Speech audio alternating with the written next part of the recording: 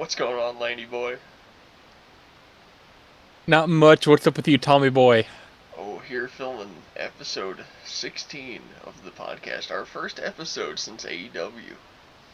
Oh, it's insane, man. Our show can drive now. Yeah. Wow, it can. It's growing up so fast. I don't think Growing up uh so fast. I don't think the viewers at home realize we've taken a little bit of a break from recording. It's been like a week and a half since we've actually sat down and made a Yeah. podcast. But we did have a bit of a Right. lead, plus we had the show we went to and recorded for, which I'm in the process of Right. editing. So So for those yeah, it's for it's those out it's of the been a loop, while. But we're you back. know, you know, if you haven't watched the AEW vlog, first of all, go watch that. It's pretty fun. Yeah. Second of all, we went to AEW. We went to Knoxville to watch a live wrestling show, and it was pretty fun. I believe I'm not gonna say that it was the greatest thing I've ever witnessed because I've seen Avenged Sevenfold in concert, but it's like a top five event I've ever been to Yeah, I mean, I saw midget for like wrestling anything. in the Mm. parking lot of a bar one time. I mean, that was pretty cool. I don't think you can top that. And you were talking, or we were talking the episode one time with the chick midgets had the best match. Yeah, I genuinely think that the ladies went and saw Julia Hart and Jamie Hayter. Massive shout out to Julia Hart and Jamie Hayter, I believe the names are. extra massive One of shout the out to greatest Jamie matches. Hayter specifically. That ass was shaking. Oh my god. She's the redheaded one, right? Okay. Phenomenal match though. Yeah, the redhead Yeah, one is that Jamie Hayter, I believe. yeah. Shout out Jamie Phenomenal Hayter. match though. Like Yeah, one of the best matches I've ever seen live, whether it be at a AEW show now or WWE show or a independent event like at a high school in Kentucky or something. Insane match, hmm, right? I don't know if we mentioned it in the show, but we could not get any footage of that match because we were just like standing there like the whole time paying attention to it. yeah. It was nonstop. It was a great match. I mean, here's the thing. It wasn't just the amount of ass shaking around and like near pussy I mean, that slips that helped. had us That helped. entertained. I've told Landon this before. Women's wrestling matches are way more intense than the men's matches. Like the men go out They're there to put on awesome. like this huge like gymnastic choreographed show. Like they're basically dancing with each other, and it hurts a little bit, but they know what they're doing. They're putting on a show Yeah. for everyone. The women go out there to hurt each other, and it is so much fun to watch. Bro, that men, the main event match, the last match of the night was or Edge, whatever you call him. Mhm. I've also loved Pac for a long time. The dude with the longer hair, Yeah. the younger one. His name used to be Neville. I grew up loving both of them, and the fact they put on that absolute stinker is kind of underwhelming. No offense to them, Yeah. it's like they Well, could have done a lot more. What was your opinion on Kenny Omega doing that backflip off oh my the god, scaffolding? dude. But yeah, Kenny did it Phenomenal. off the scaffolding, and who's the other guy that did it off the balcony? What was his name? Will Ospreay. Yeah, Will Ospreay. Will Ospreay, dude. They were both phenomenal. Like when they came out and they started Yeah. talking shit to each other, I thought they were gonna like start fighting Yeah. right there, and and they didn't, and that whole like plot twist with everyone else coming in, and then them like joining sides with each other and throwing each other Yeah. through the crowd and into the merch arena, and wiping the tables and throwing each other through them. Like that was so fucking Like awesome. And then Like they went yeah, out, they went out to the lobby where like it was crazy. yeah, and then It was yeah, insane. so Osprey climbs up the balcony, or rather gets thrown up to the balcony where like we're sitting, or well technically Yeah. below us, but Yeah. then he does like a backflip Yeah. from like Just what like 15. section it over. It was like a 15-foot up in the air. He does like a backflip off it into like eight people, and then Yeah.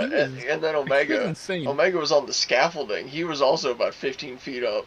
Does a backflip into like eight Mm. more people. Dude, security, other wrestlers, just random people there. Uh-huh. It was chaotic.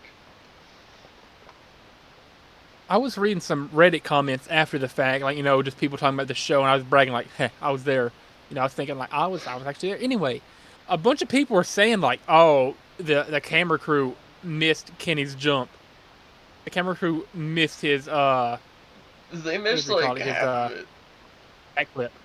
Yeah.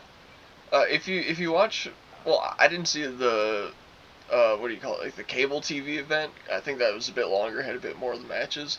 The YouTube, I guess like highlight reels. It's not really a highlight reel. It's just like little like shorter segments of the matches. It has like half the backflip in it, and I think they Yeah. got the whole flip in shot, but they didn't cut the camera over in edit to show the whole flip. Yeah. But they got It's like Wills. that was a great opening segment. It was, yeah. I saw people. I saw some people online saying that that was like one of the best openings for AEW in quite a long time. It probably was.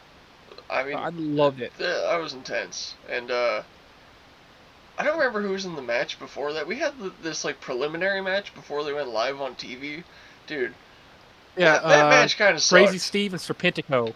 Yeah, I mean, like they were having fun out there, but they weren't like, I don't know. I guess because it wasn't on TV, it's not worth the money to have them out there like actually beating each other up or whatever. They just put on like an okay Yeah. match, but the main events were phenomenal. The Hurt Syndicate versus Now, whoever the other two were, that was yeah. such a good match. When Swerve came out and everyone was cheering, "Whose house Swerves?" Dude, that was so much His fun. house. Yeah. Yeah, and everyone was electric for that. I Everyone mean, was cheering on Swerve, and he put on a real good match too. yeah. I don't know who that the guy he was fighting was. He was a little dramatic, I think. He kind of like overacted some of it, but Mhm. yeah, but Swerve, man, he put on a good match. He was fucking that dude up. Oh, Yeah, man. oh, What when was your opinion on Hurt Syndicate's thing about everybody's like probably 4,000 people like we hurt people, we hurt people, we hurt people. all right. I just love singing with the There songs, there bro. was there's so many different cheers going on in that crowd. The one I didn't like was the "We Hurt People." It doesn't sound good when 4 or 5 thousand I mean people that are chanting "We hurt people, we hurt people." It just sounds it's their lame. theme. It's like It they're just singing the theme.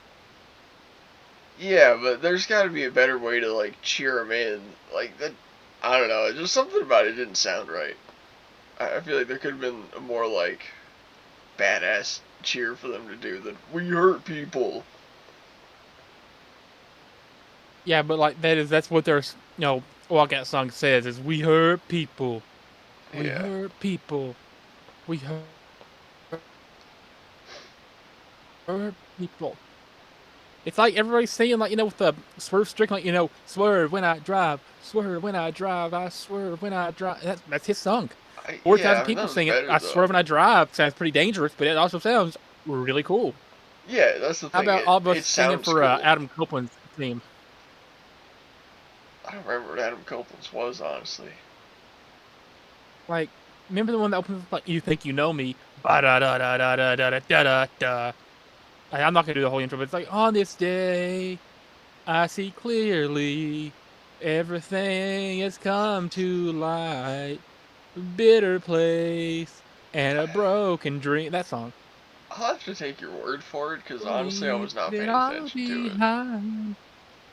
I mean, he's had that song since he was in WWE years ago. I think he owns it, so he's able to bring it over with him.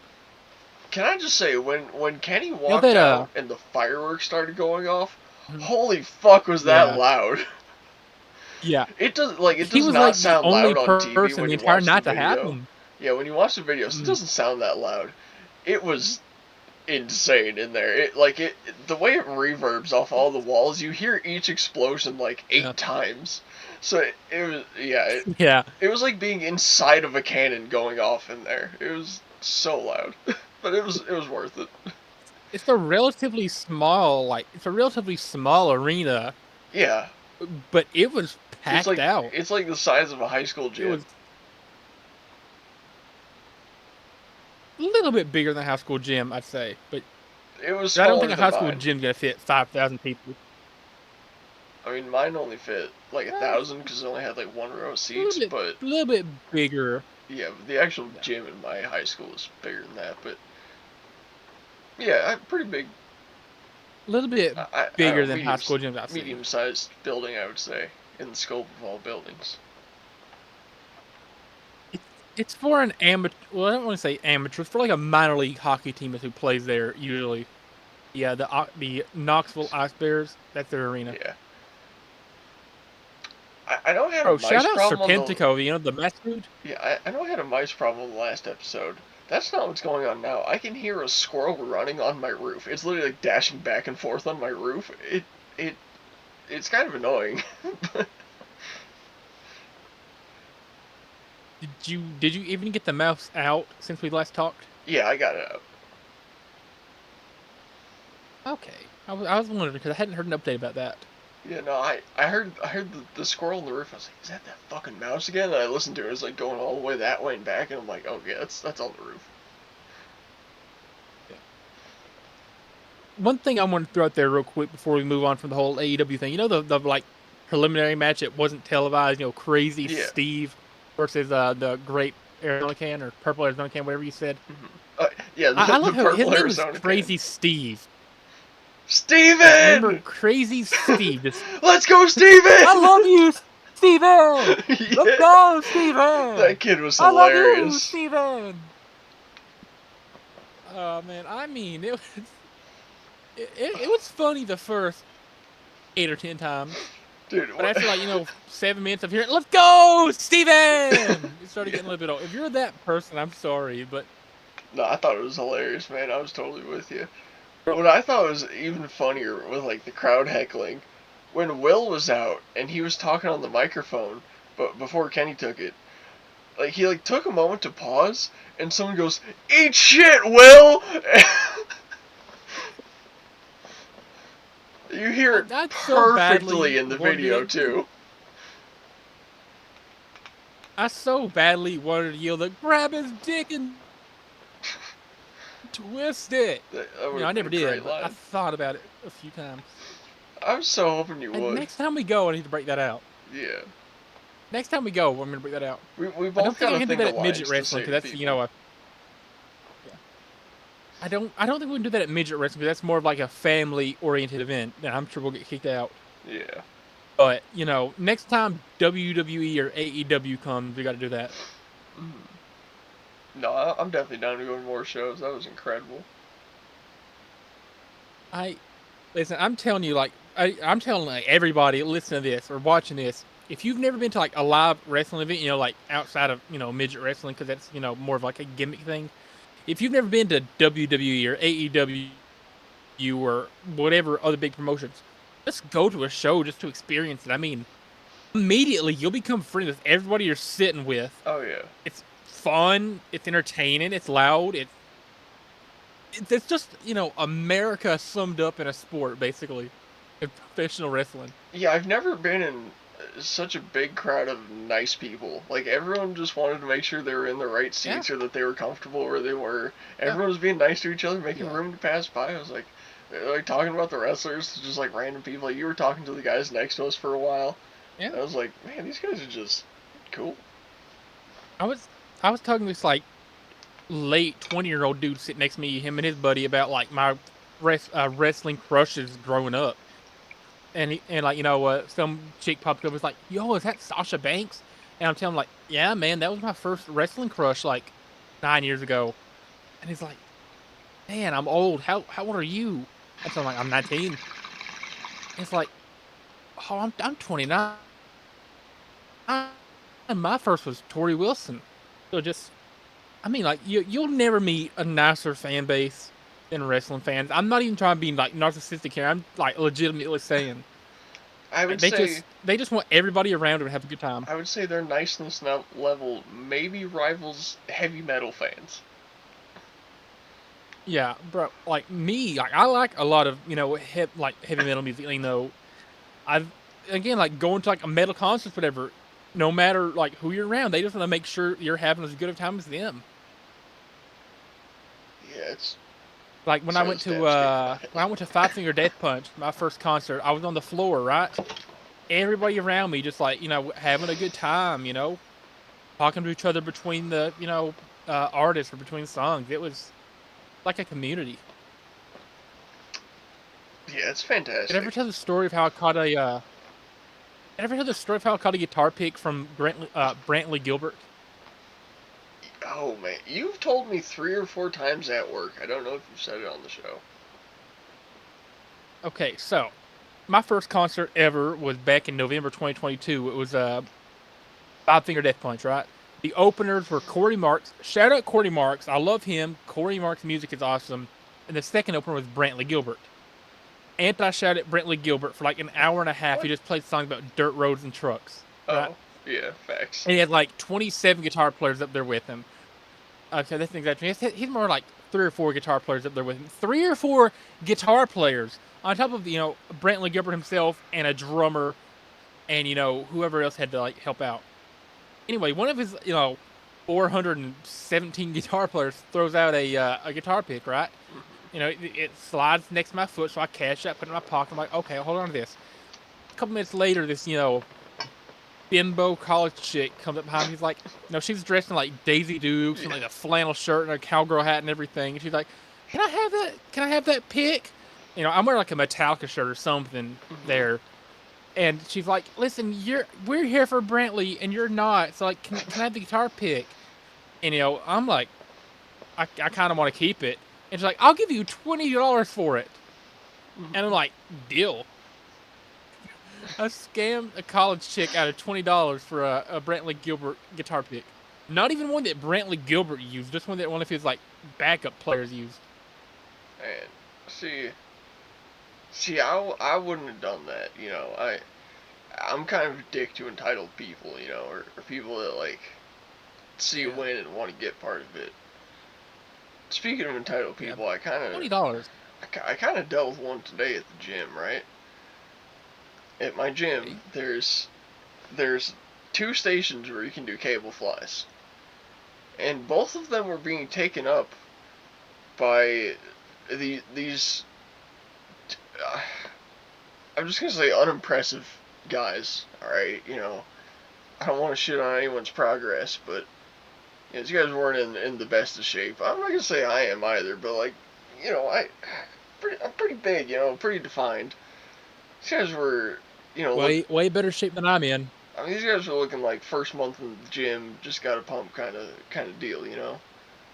And they're sitting there. They'll do like 2 reps with like 10 pounds, and then just like walk around in circles on their phone for like 20 minutes, dude. And they were there for like almost like an hour. Like I got like my whole workout done. That was like the one thing I had left to do. I'm still waiting. And one of them was working out a lot more than the other, so I went over to the one that wasn't working out. I was like, "Get out." And he's like, "What?" I'm like, "You're not doing shit. Get out of here."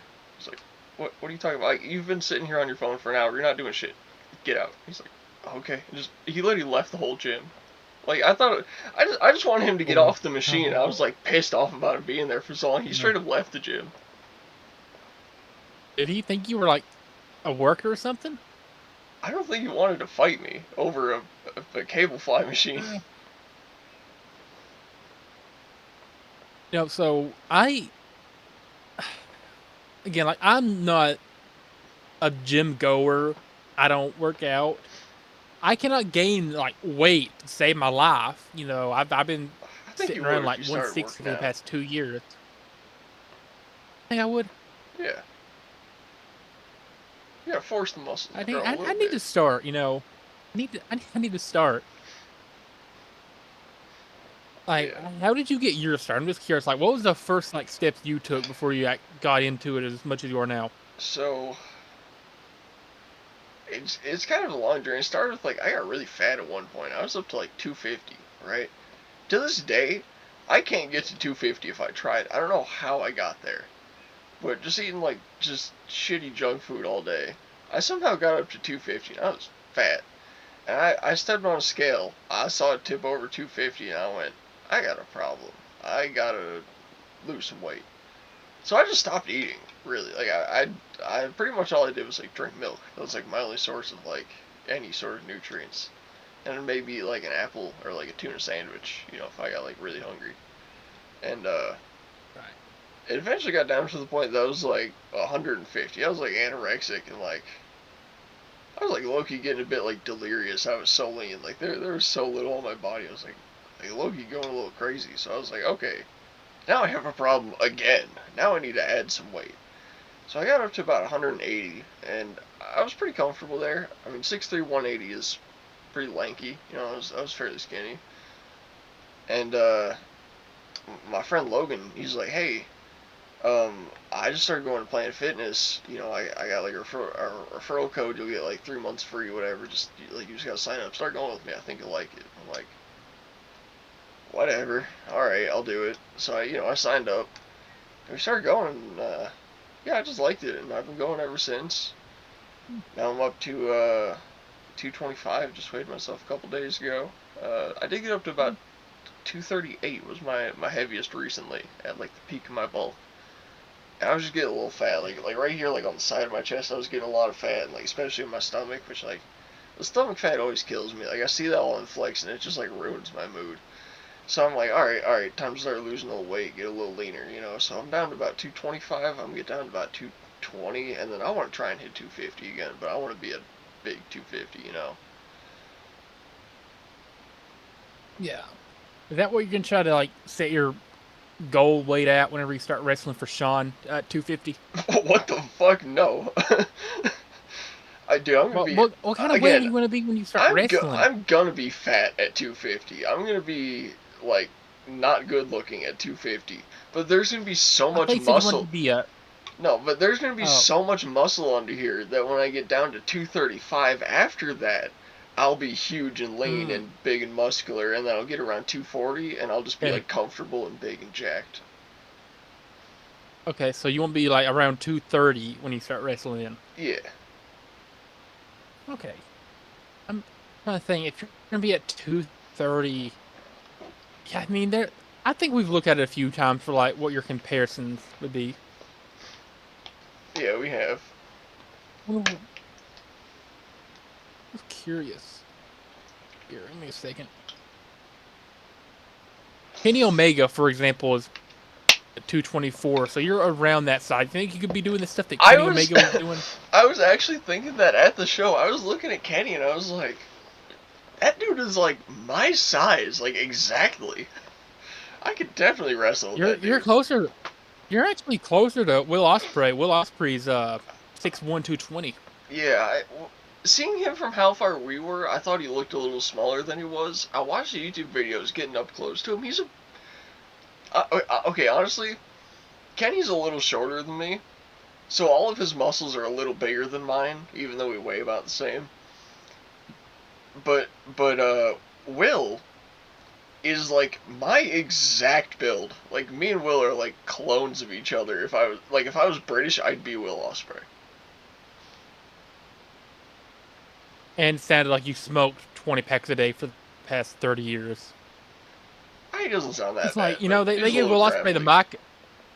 No, they gave Will Ospreay the mic, and he was like, "I'll tell you what, Kenny, Yeah, he did beans sound a on little toast, rough at first. bottle, yeah, beans on toast, bottle water, Tuesday in it, or Yeah, whatever he said. and I then don't he's know. like, but I need to be honest with you.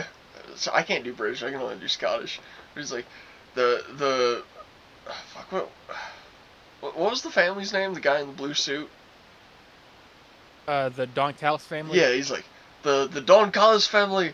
They've been screwing me over for a long time, and I left it to the other wrestlers. And I got to be honest with you. I've been trying to change it from within. I've been trying, Kenny. You know, he started getting into it a little bit. And he sounded all right there. Mm.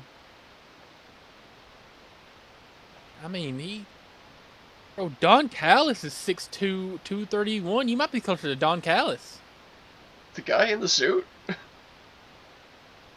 The guy in the 61-year-old in a suit. He is 6'2", 231. Really? Did he look like 7 foot from where we were standing? I thought he was a giant.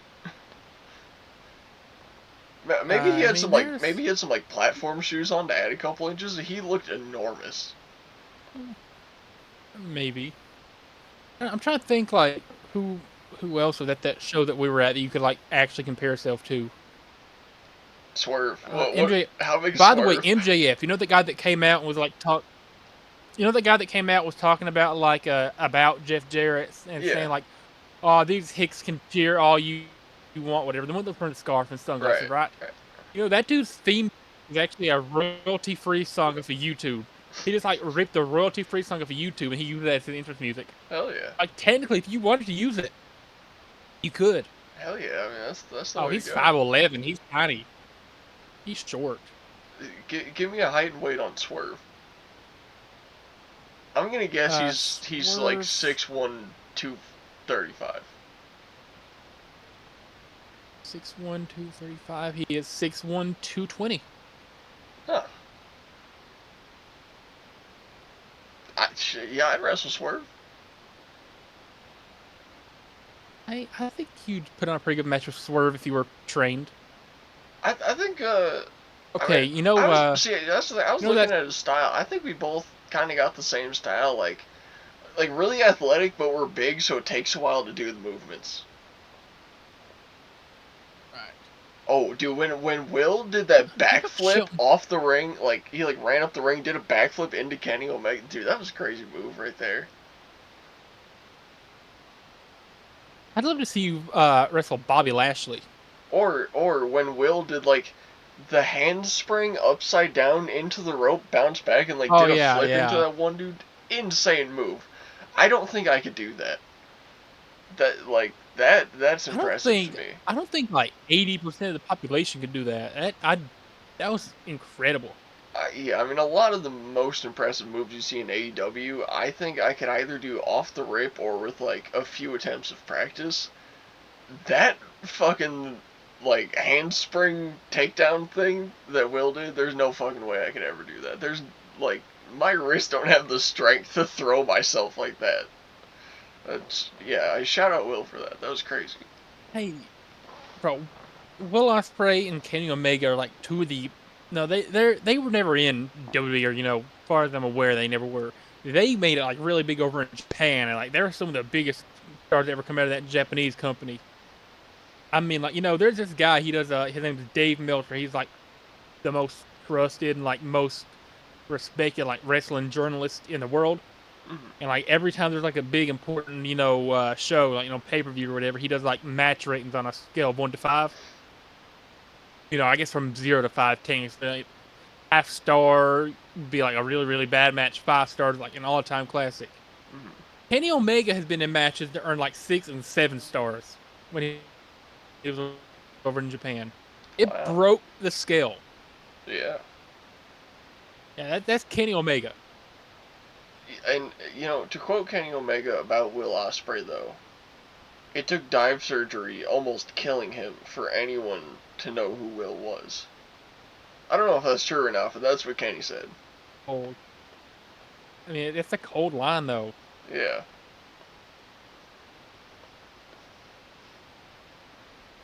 Although I see he was talking about Will stabbing him in the head with a screwdriver, and then immediately went into dive surgery. So I thought dive surgery had something to do with the Hmm. screwdriver. I looked it up. That's actually when your either your colon or your large intestine either ruptures or enlarges itself to a dangerous point, and you have to get a portion of it surgically removed. Actually, I had a friend who had that surgery because of steroid abuse. My friend Logan, they got me into the gym. That friend actually. Uh, so we both started working out like Oh, right at the same time, and we're like same height, same weight, and we had like identical builds for like a long time, like 8 9 months while we were working out. And then all of a sudden, he just started getting bigger and bigger and bulkier, and I'm like, Logan, you're on steroids. And he's like, Nah, bro, I just train harder. I'm like, you're on steroids. And he's like, No, I swear I'm not. I'm like, I can tell, man. You can really tell this guy's on steroids, right? He's got that kind of build, and eventually he sends me a pic from the hospital. He's like, they're taking out 2 feet of my colon. It enlarged like so much, and I'm like, what causes an enlarged colon? And like the second or third result was steroid abuse. And I'm like, I screenshot it, circled it, sent it to him. I'm like, You still want to deny the allegations? he's pretty open about it now, though. It's cool. Man, we should have went to like a Waffle House or something trying to find one of those wrestlers. I'm sure one of them would show up to a Knoxville Waffle House. Probably. We did drive by that one while we were recording.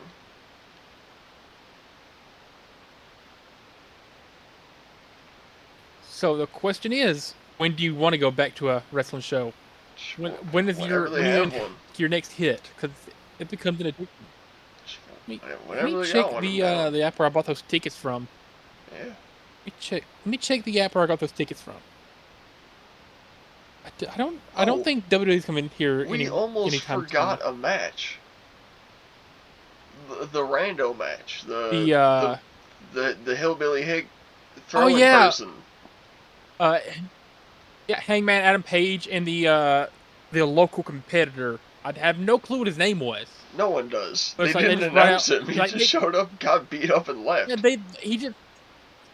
Yeah, so they were like showing like a video or something, or they were like, talking to the crowd, and this random dude in white trunks and boots and stuff just comes out, announced him at all, and then he just has a match. Calling it a match, I don't know if that's exactly accurate. Yeah, it was like 1 minute. He got like German suplex, Spanish flied, speared, and then they did like the leg up, shoulders down thing, and 1, 2, 3, he was out. Yeah, it's like I get that it's supposed to be like you get a little recognition. People see it in a match, they look up later. Nobody knows who that guy was. They didn't announce his name. He got beat up and then left. Like, it's just I feel bad for the guy.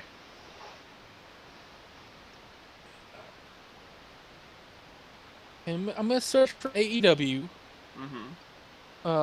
Where is? Where's the HEB Center? They're gonna show February 9th at the HEB Center. Oh, that's Texas. Never mind. Oh. I don't feel like traveling all the way there just for a Dynamite. Yeah, Globe Life, Texas. All In Texas. Remember that like paper they were advertising for the MLB park in Texas? Oh, what part of Texas? Tickets. It's in Globe Life Field, so I'm assuming that is either Dallas or Arlington. Can we get a definitive answer on that? Because I'll find plane tickets. Arlington. How much that cost. It is in Arlington, Texas. Well, like floor tickets are pretty expensive, but like if you go like a few rows back into like a few sections back in the floor, it's honestly not that bad. What do the tickets cost? What are we looking at realistically? Okay. All right. So like if you want to get like let me turn my brightness down a little bit. If you want to get like these sections right here, it's going to be expensive. I don't know if you can read those numbers. That's like, not a bit. $519, $1449, $519. But like if you want to get like like this section back here, right? Yeah. Where my thumb is, that section right there. Let's pay attention to that right there. If you start to zoom out, you'll be about that far. So it's that section. There's the ring. That is $145. Oh, that's not worth it. Then again, you have a pretty bad view. I don't want to pay $145 to sit half a mile from the ring. Now here's the thing: if you want to get like nosebleeds like up in the like right here, for example, there's $39 tickets, but you're like right there. That's where the ring is. Yeah, that's not worth it. Ooh, hold up. I found a section that might be good. Okay. Let's see. So right where my thumb is pointing, like at the very tip of my thumb, it's section 10, or it's right below section 105. If you see section You see section 105 on there? No. I can't read that. Section 105. Section 105 is right there. So it's a section right in front of that Dog, that's like an actual is quarter-mile uh from the ring. Like, that's not even... Like, you need binoculars to see what's going on from that seat. That's not even worth it. okay, so you're okay, do you see number 4? The number 4 on there. Mm-hmm. Yeah, So I that's see the it. section. There's the ring. It's actually not that far. That's like 3 times farther than where we were sitting.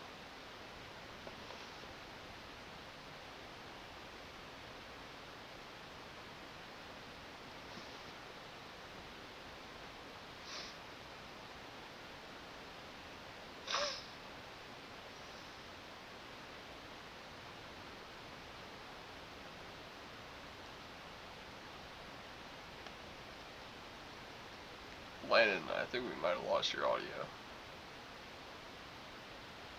Did you? Oh no, you're good. Couldn't Okay, hear you how for a much are second.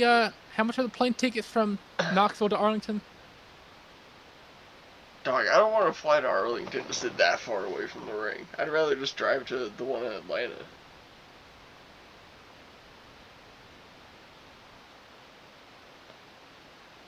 There's no front row tickets left available. The closest row left would be row 6 on the floor, and those are $14.49 each. For Atlanta? For Arlington. Oh. One in Atlanta. Which one would that be? Wait, they got one in, what's it, Uh, in Austin, too. right. AEW Atlanta is on February 5th. Let's see how much tickets are for that. Oh, wait, not the same one. Why did I not just do this on Ticketmaster on here to begin with? On Who knows, man? screen share? That would have been so much smarter.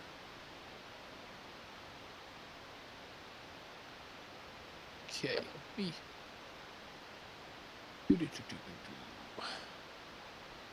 do, do, do, do.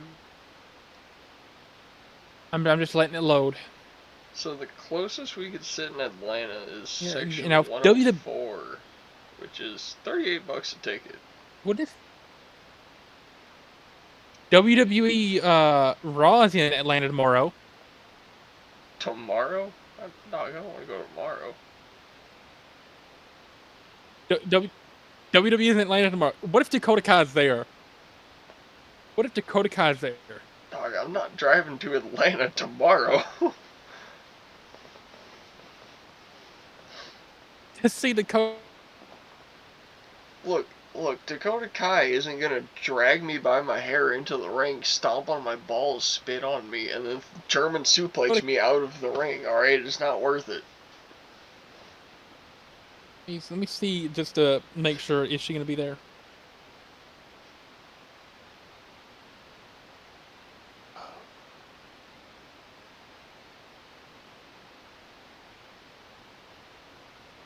I'm not seeing anything about Dakota Kai being there. Yeah, exactly. And yeah, they're in Atlanta tomorrow, though I don't know. Next on the 17th, they'll be in Charlotte.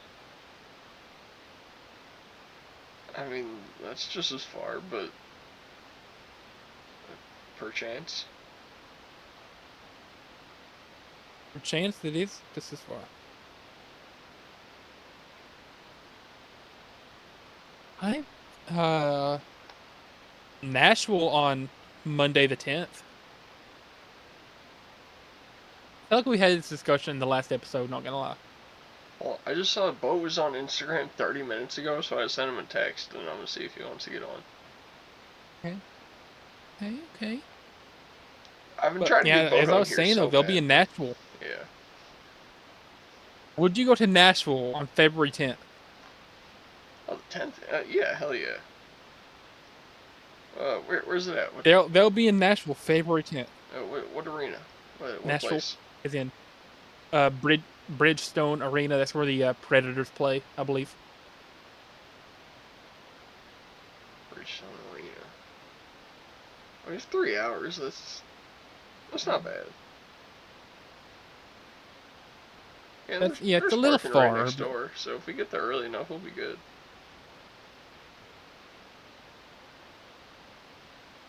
from Knoxville, that's probably about 3.5 hours. Yeah, I mean, we can make that work. I'd low key go to that. I'd low key go to that. How much are the Trying to see tickets? what ticket. There's absolutely no floor tickets available. So let me see here. At least what I'm looking at. WWE. I'm gonna pull up the tickets for it. We'll see what we can find. Okay.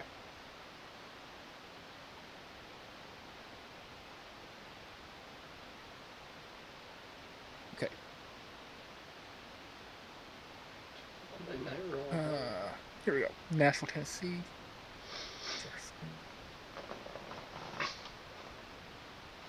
Here we go. Let's see if I can see what I'm working with here.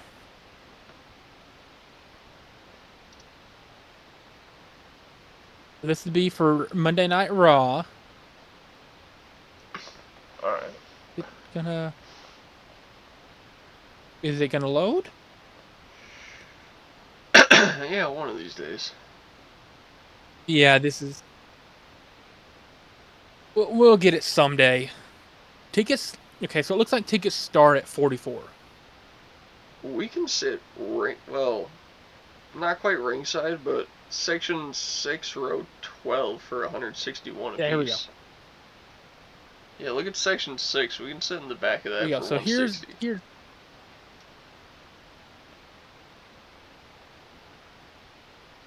Or Section. It didn't. It just.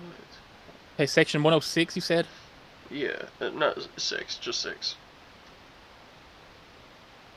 Oh, just 6. Yeah. We could also sit 117. It'd be row F is the front for 112. It's not too bad. Section 6. That's like on the floor, like right beside the stage. Yeah, if we sit all the way like at the top of that, that's 161.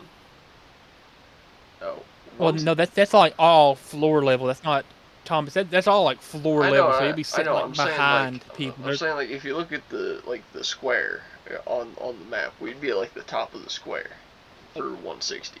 Yeah, we'd be Like in like up here, those seats. Yeah, like up here. that's 160. So there's like absolutely no not good ringside tickets left. If you go to 117, that's 106. Why did it get rid? Like, I appreciate them showing me what seats are available, but I don't appreciate them removing the section numbers every time I zoom in. 17. Okay, so like this side right here would be like what's getting on TV. So like if you want to be on TV for sure, this is where you need to be. But if you don't really care, you can be anywhere else. Yeah, absolute cheapest we're gonna get is section 117, row K through G. G's gonna be the farthest up, so that's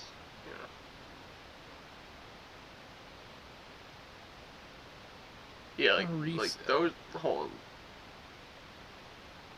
Oh, yeah. How much are those right at the front? How much are these? Oh, right up. These tickets right here. Yeah. What were those going for? That'd be 672 subtotal. Oh, what? Damn. They're going for 339 a pop. Now, if you want to go just one row higher, you're paying 672. I think that's the same price. I don't know how that makes sense. 672, 75. I think all of those seats right there are gonna be 672, but if you go to like the next row back, like 10 rows up, then that's gonna be like 106 or 112. 275. Insane how much it jumps just for being like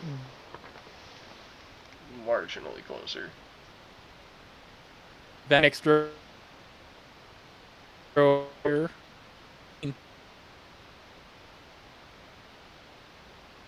Okay, I'd go see Monday Night Raw though.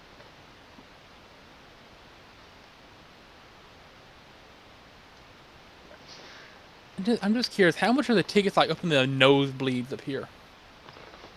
Do you want to sit in the nosebleeds, Landon? No, I'm just saying like how much are they? They're 49 each. That's It's like not really bad. really bad seats. Like it'll yeah. What about over in this like section right here?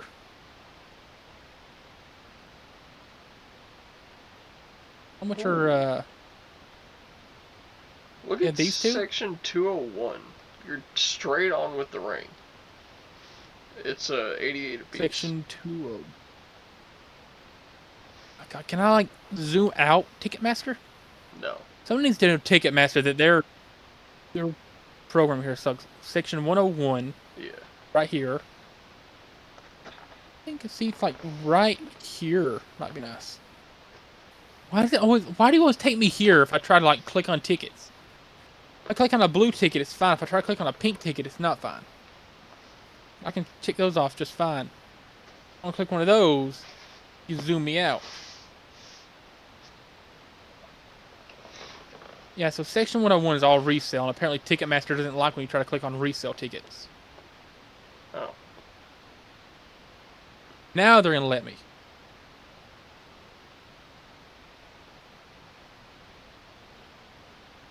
Yeah, go to 201, the next section over. It's a bit cheaper.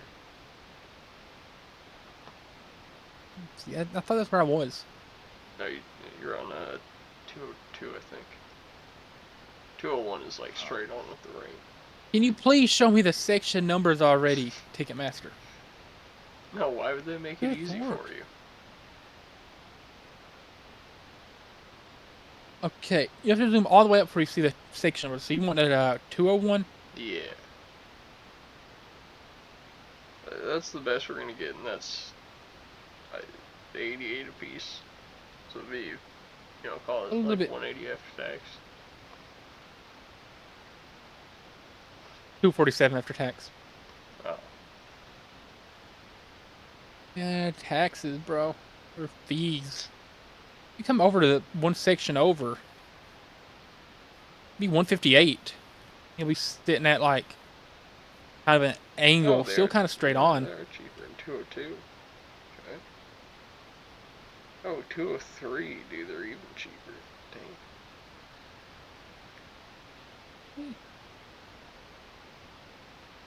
203 is only $70.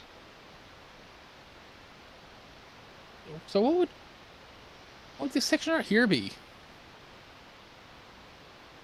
Oh, nope, those are tickets gonna make me go fly away, I guess. Go fly with me. Let's fly away. Oh, so those are therapy 146 total.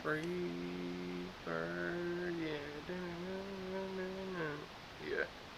146. I'd honestly go. Should I keep this like open for another time? Like we can discuss like if we want to go or not. Yeah. I mean, the 10th. That's 2 weeks away. I mean, 2 weeks to debate about if we want to go to a wrestling show is pretty good. I think we're gonna ultimately decide yes, and then make another vlog. It's not bad. Okay, let me see here. So WWE Bridgestone Arena. That's what I need to look at on Game Time, I guess. Yeah. Arena. Okay, so Game Time, not sponsored by the way. I just use. That's how I got the tickets for AEW's Game Time. I've had some offers on here. I don't know why I didn't use this to begin with. Probably because I was trying to screen share it to you. How do I stop sharing? Okay. No ringside tickets there. Section 204 be 117 each. Section 205 111 each. I just noticed something the FBI tweeted. I just want to get this out there for those who may want to hear it. According to the FBI, a large-scale, multi-agency nuclear incident training exercise will take place from the 26th, that's today, to the 31st in Schenectady, Albany, and Sarasota counties of New York. And it's not supposed to pose a risk to people in the area. But why are they training them for if a nuclear bomb drops? I just want to know. What do they know that we don't? Are they gonna? That's fantastic. Is the government gonna nuke New York? The government is really gonna go, wow, 9/11 was not enough. We need to just wipe out New York. By the way, have you ever looked at the top 10 most wanted FBI list? That reminded me. I want. Oh, are we gonna give some shoutouts? Some of the names that are on here. We're gonna give some anti-shoutouts to some of these names on here. One of them specifically is hilarious for being on the FBI's top 10 most wanted fugitives, right? Oh, is that a Christian Perez? His name is Vitel Home His name, Vitel Homme, VITEL''HOMME. His last name, Innocent. Vitel Homme Innocent. Dude, look at that picture too. He's a top 10 most wanted fugitive. Dude, hold on. I want you to see his. Look at that guy. He's innocent, dude. Free him. He just looks like a happy old man, don't he? I believe him, dude. Yo, oh, dude, Donald Eugene Fields II, dude, he's been captured. Oh, dude, big L, bud. That's 5 big boobs for you. Boom, boom, boom, boom, boom. Okay. Like what you doing when you roll up on Alejandro Rosales Castillo or Ruja Ignatova or Arnaldo Jimenez or however you pronounce it? What are you doing when Badra Shekhamir Chitamatan Patel rolls up on you? I'm probably gonna give him a bar deodorant. Oh man, what you doing when Yulan Adonai or Gaga Karios rolls up? That's a mouthful. Man, I'm gonna say that every time. Yeah. Dude, this sometimes I wonder, like, how bad of a person you have to be to get on there. This guy. I feel like that dude is a very caring uncle. Like, something about that guy's picture right there screams, like, loving, caring Tio that would do anything for his little, like, nieces and nephews. Like, that guy has to be innocent right there. Or at least if he's not, he's a family man, I can tell. Uncle. Yeah. He's the one that gives you cocaine at 9 years old. I just know that man, though, makes the best, like, chimichangas and, you know, fried ice cream west of the Mississippi. Probably. What is he wanted for? Let's see. I just know it. Ilan Adane Archaga Carias. Racketeer, conspiracy, the RICO Act. Cocaine importation. I got it. Ooh. Conspiracy / possession. Wait. He did not import cocaine.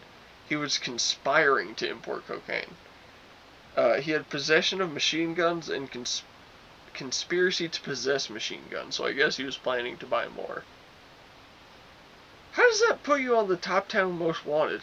Hey man, I own an automatic gun and I want to buy cocaine. That gets you on the top 10 now? Dude, pussies. Listen, Thomas, will you be free April 19th and 20th by chance? April 20th? There's a little celebration. Yeah, will you be free on April 19th and April? There's a little celebration. Will you be free April? Yeah, I get it. You don't get all of it. Will you be free? 420, I know. No. You don't get all of it. 419. It's Bicycle Day. Do you know what Bicycle Day is? It I do has not. almost nothing to do with bicycles. Albert Hoffman. Is it a Shush. Albert Hoffman, the inventor of LSD. okay. He was a Swiss chemist. He was trying to find the next penicillin. He thought that using ergot, a type of fungus that grows on rye, that he'd be able to find this penicillin, because if you remember, penicillin was found from bread mold, so he figured, these types of moldy funguses must have some sort of magic in them. What he ended up making was lysergic acid diethylamide. He made quite a few versions, I believe over 40, but it was lysergic acid, bro, I really just said it with a lisp.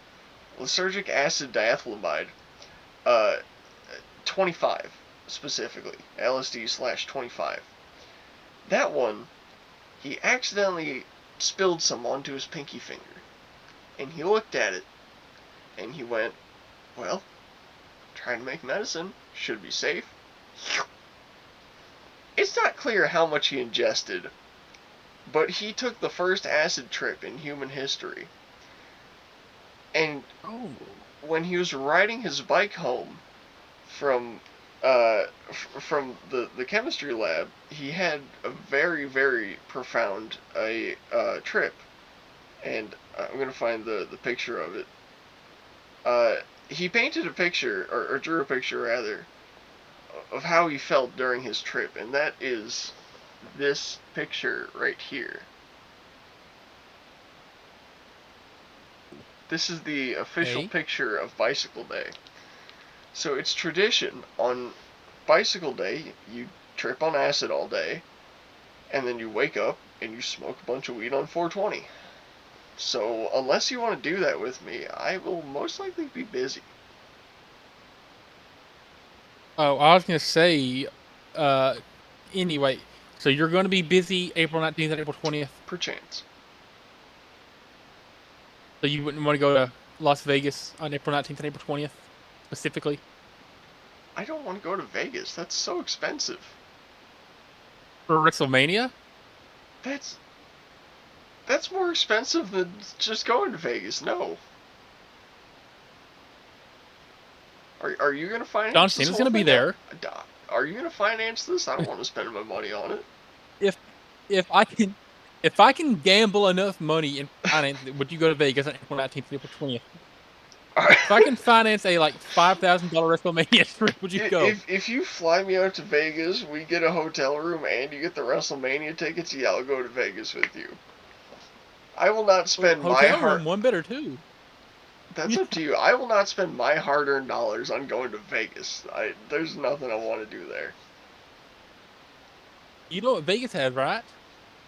Legal prostitution, 1 hour, Casino. 1 hour hotel rooms for doing sex and blow, uh, a lot of drugs, casinos, bars, Casino. non-stop flashing lights, and Gambling, Thomas. nuclear Gambling. bombs. Gambling. Yeah.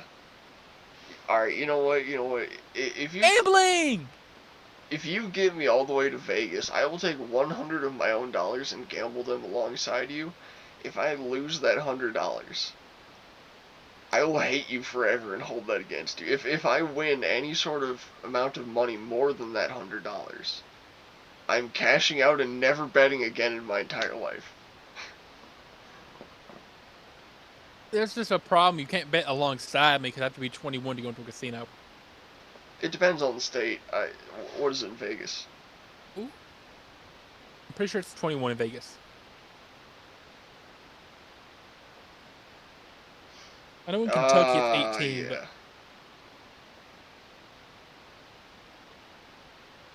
you could start at 360. I mean 396 for WrestleMania. Yeah, you can't. Okay. Anyway, Yeah, seriously, you wouldn't be able to gamble.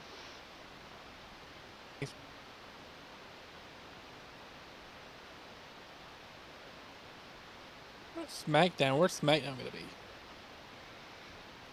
Nowhere near us. Did you live anywhere near Rosemont, Illinois, Yeah, perchance? yeah, that's where the Allstate Arena is. They're doing it. I thought it was in Chicago. Okay, we've been over the Chicago. Okay, let's assume this is the Chicagoland area. Chicago is a little island right Mm, here, just off of Lake Michigan. Everything else around here is the okay. Chicagoland area, which we refer to as Chicago, but it is 1,000 different cities. Okay, so Rosemont is close to that end. It's Chicago. It's You can see the oh, skyline. It's okay. Chicago. So on April 4th at our Rosemont, Illinois, at All-State Arena, the WWE SmackDown will be there. All right. Looks like a smaller arena. So if we went to Alabama or Arkansas on either side of us, you could gamble. Hmm, Let's see. Georgia, you can right. gamble. Kentucky, obviously. There's Alabama, Mississippi. What's the other one? Georgia. That's Georgia. Where the fuck is the G? Yeah, Georgia, you can gamble there.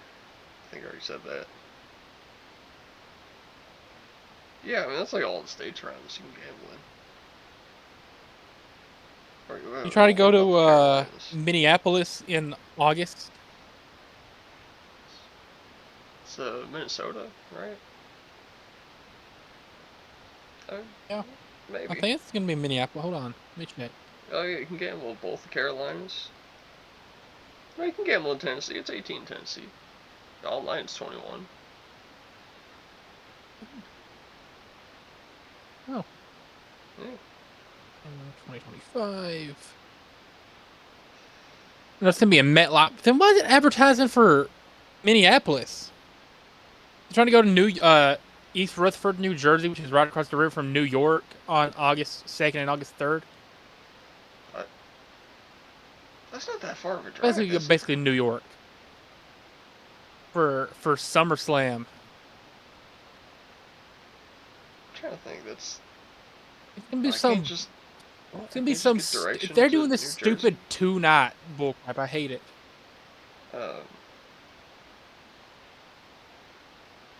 John Cena will allegedly be there though. Oh, 2026 is gonna be Minneapolis. That's why. dude, what the? Yeah, Hold 2025. on, hold on, hold on. But 2025 is gonna be in New Jersey. New Jersey is a shorter drive from here than to Chicago, where I used to live. It's like 12 hours to Chicago. It's 9.5 to Jersey. I would 100% drive to Jersey and like spend the night in New York. But what is it for East Rutherford though, where the show's gonna be taking place? It's like right across the river from New York. I mean, that's where the Jets and Giants play is in East Rutherford.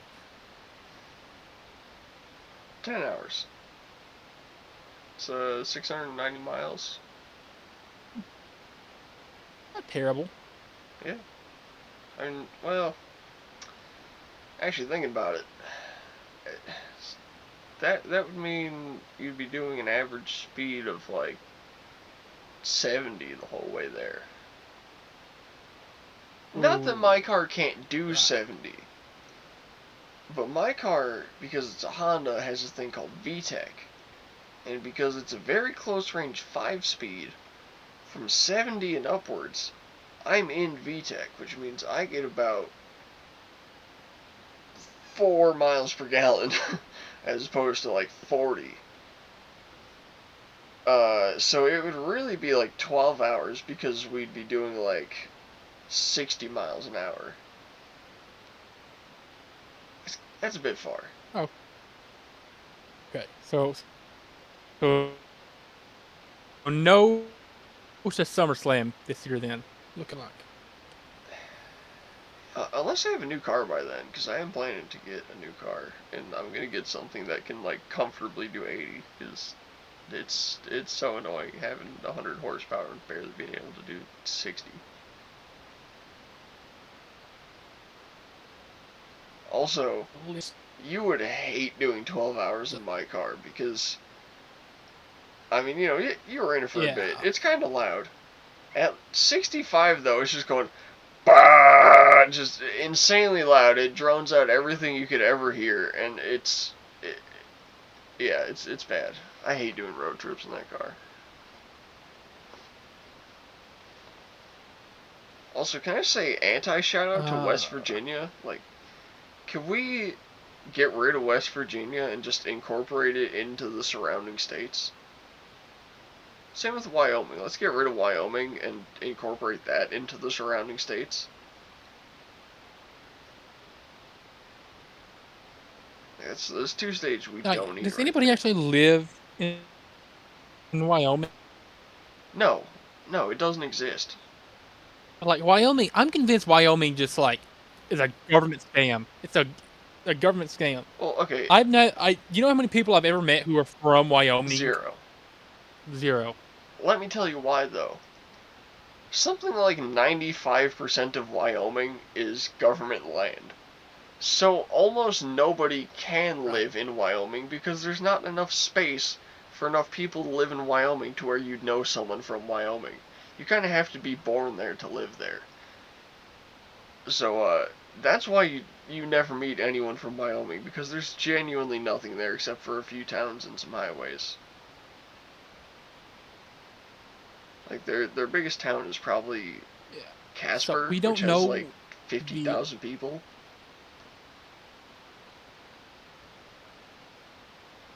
we don't know the pay-per-view schedule yet for WWE, but if WWE comes anywhere near Tennessee with a pay-per-view, we got to go. Yeah, if it's anywhere from Nashville to Knoxville or Johnson City or whatever, we're going. I mean, honestly, Right, for anywhere sure. from like Atlanta to like Louisville, Lexington, Nashville, maybe Charlotte, Greenville, like South Carolina, we Mhm. could go. Like anywhere that's within like 3 hours here. I feel like that'd be a pretty fun experience going to like a WWE doesn't call them pay-per-views anymore, but they're basically pay-per-views. It's like their biggest show of the month every month. You know what we should do as an I unqualified feel like vlog? we had a discussion. What's We that? should figure out a time that like AEW or WWE or something is doing like a trip around Florida, and then we'll just follow Mhm. them around Florida. We'll like do a series of vlogs road tripping, Ooh, going city to city around the there. coast of Florida, going to like all the wrestling events in every city they go to. And then we gotta Are like we gonna be we AEW groupies? yeah, we gotta like bring something from each event so every time the wrestlers see us they know we've been to every Uh, show they've been at in the whole state of Florida, and then it'll just be like a nice vacation. that's a fantastic idea. I'm down for that. Yeah, whenever that We happens, we gotta gotta take the make it happen. Tajikistan flag with us. Oh yeah. We gotta take I the was Tajikistan flags with us for sure. I didn't think we were They're going gonna down to sit close Jacksonville enough to really soon. get them on TV, but now that I watched the videos and I saw how close we were, I'm like, dude, they would have saw them. Like that would have like they probably would have zoomed in on them. They would have seen them so well. They probably would have been like, yo, hold Uh, up, is that two Tajikistan flags?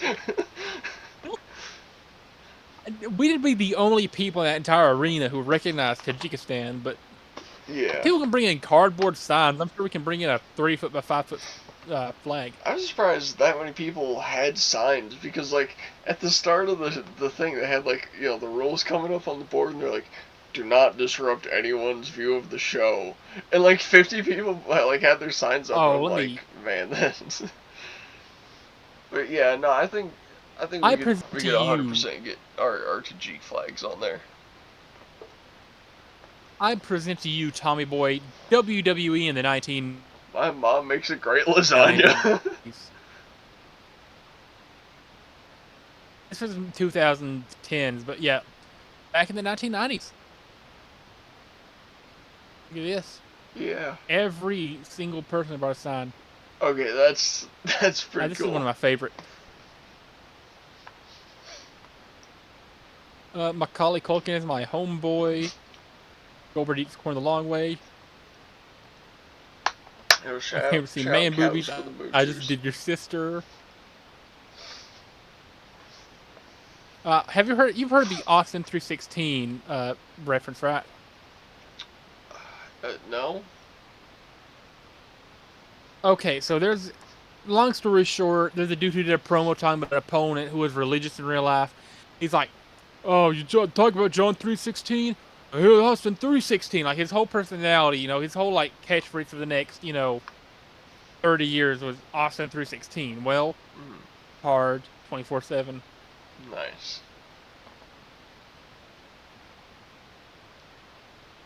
Undertaker's a Smack me like the dog I necrophile. am.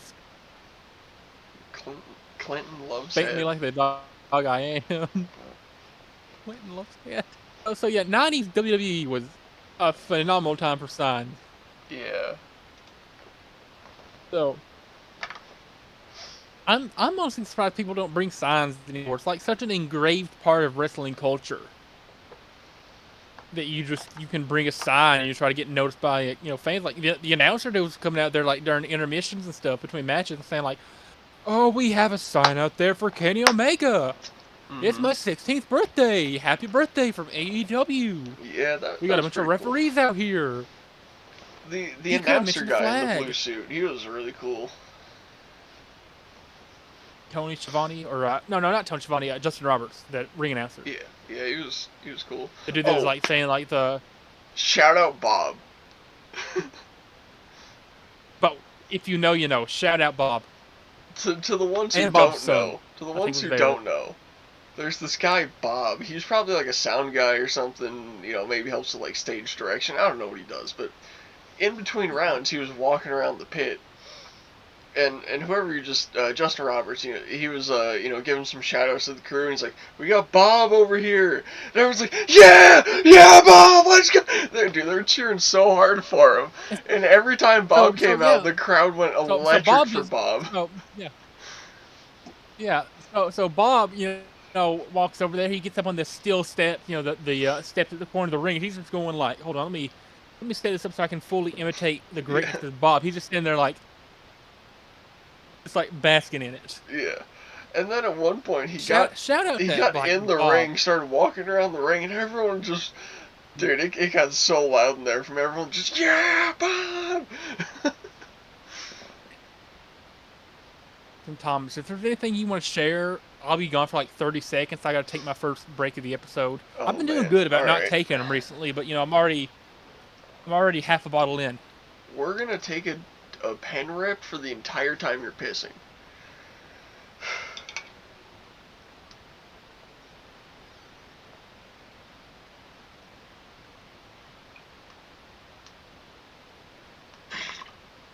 Hold on. Here we go.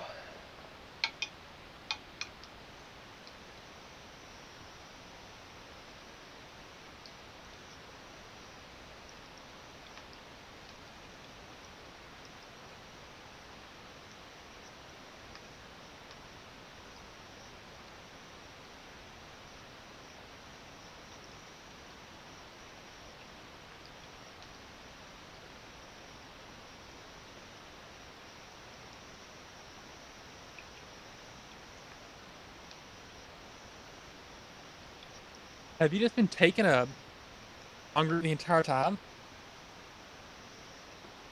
Okay. Shout out Bob. Like Bob is honestly probably the most had the most reactions of anybody we saw that night. I'm not even joking. Like Bob was honestly a highlight of the night. Wouldn't you agree? I would I'm gonna give him a. concur. Do you need a moment, Thomas? Okay. Several. Uh, I'm gonna make that a short I'm for trying sure. to. But do you need a moment? Several. That's gonna be a short for sure. When are you gonna start? When are you gonna start clipping these and making them short? Because we talk about this all the time. Whenever I remember to do it, I talk about it on the show, and then we get off the show, and I'm like, PlayStation 5, let's go. I'm so Yeah. in love with my PlayStation, I can't get enough. Just like I feel the controller Uh, rumble in I'm my hands, and I get reminded of just how technologically advanced Sony is. And I'm like, I love it so much. I'm pretty sure that Suicide Squad game finally downloaded a few days It's been ago. like a week. I mean, like I mean, no, it did download it after Red Dead finally downloaded. Okay. Yeah, I'm down to play So that. I'm pretty sure it's playable. I don't know a thing about it, but I'm ready to try that at some points in the next couple days if you're ready. Can I just say, streaming on PS Plus is a million times better than Game Pass. Alright? For reference, PS5 Slim versus Xbox Series S. Probably the second farthest apart you can get aside from like a PS5 Pro and a Series S, because the Series S is the less powerful one, and the Slim has a 20 gigabyte VRAM video card as opposed to 16 in the normal PS5, but the Pro is like 22 or 24 or something. But anyways, PS5 is quite a bit more powerful, but even with the Ethernet plugged in, there's like a 3-second input delay with like Game Pass streaming, and there's no VSync at all. Like, I don't know if you know what VSync is, but like when your pixels load in, they kind of come from like the top down, and VSync keeps all those layers like in a line as the new pixels load in. And when you have VSync turned off, you'll get these weird like tears in the screen where like half of it goes one way and half of it goes the other, while like the new pixels load it. It's kind of weird. When you're streaming on Game Pass, there's no VSync at all, so your screen's constantly just tearing and like twitching in random directions, and it's just terrible. On the PS5, I honestly have a better time streaming some games than I do playing them downloaded. They play better streamed directly over the internet than they do off of the actual hardware on the PlayStation. That's so fucking impressive. And like as like a lifelong Xbox fan, that blew my fucking mind. PS5 is like the future. I love mine. Yeah. Yeah, fuck Xbox, Love dude. They mine. ruined this generation of consoles. I mean, like the real ones went from Xbox 360 to PS4 to PS5. I mean, that's like the cycle that most people go. I feel like It was for me, it started Nintendo unfortunately. DS. Yeah. I think unfortunately people did go straight to the PS4 instead of the Xbox One. And looking back on it, I totally get it. But at the time, I feel like the Xbox One was phenomenal. And I did love it up until they tried to make it the series.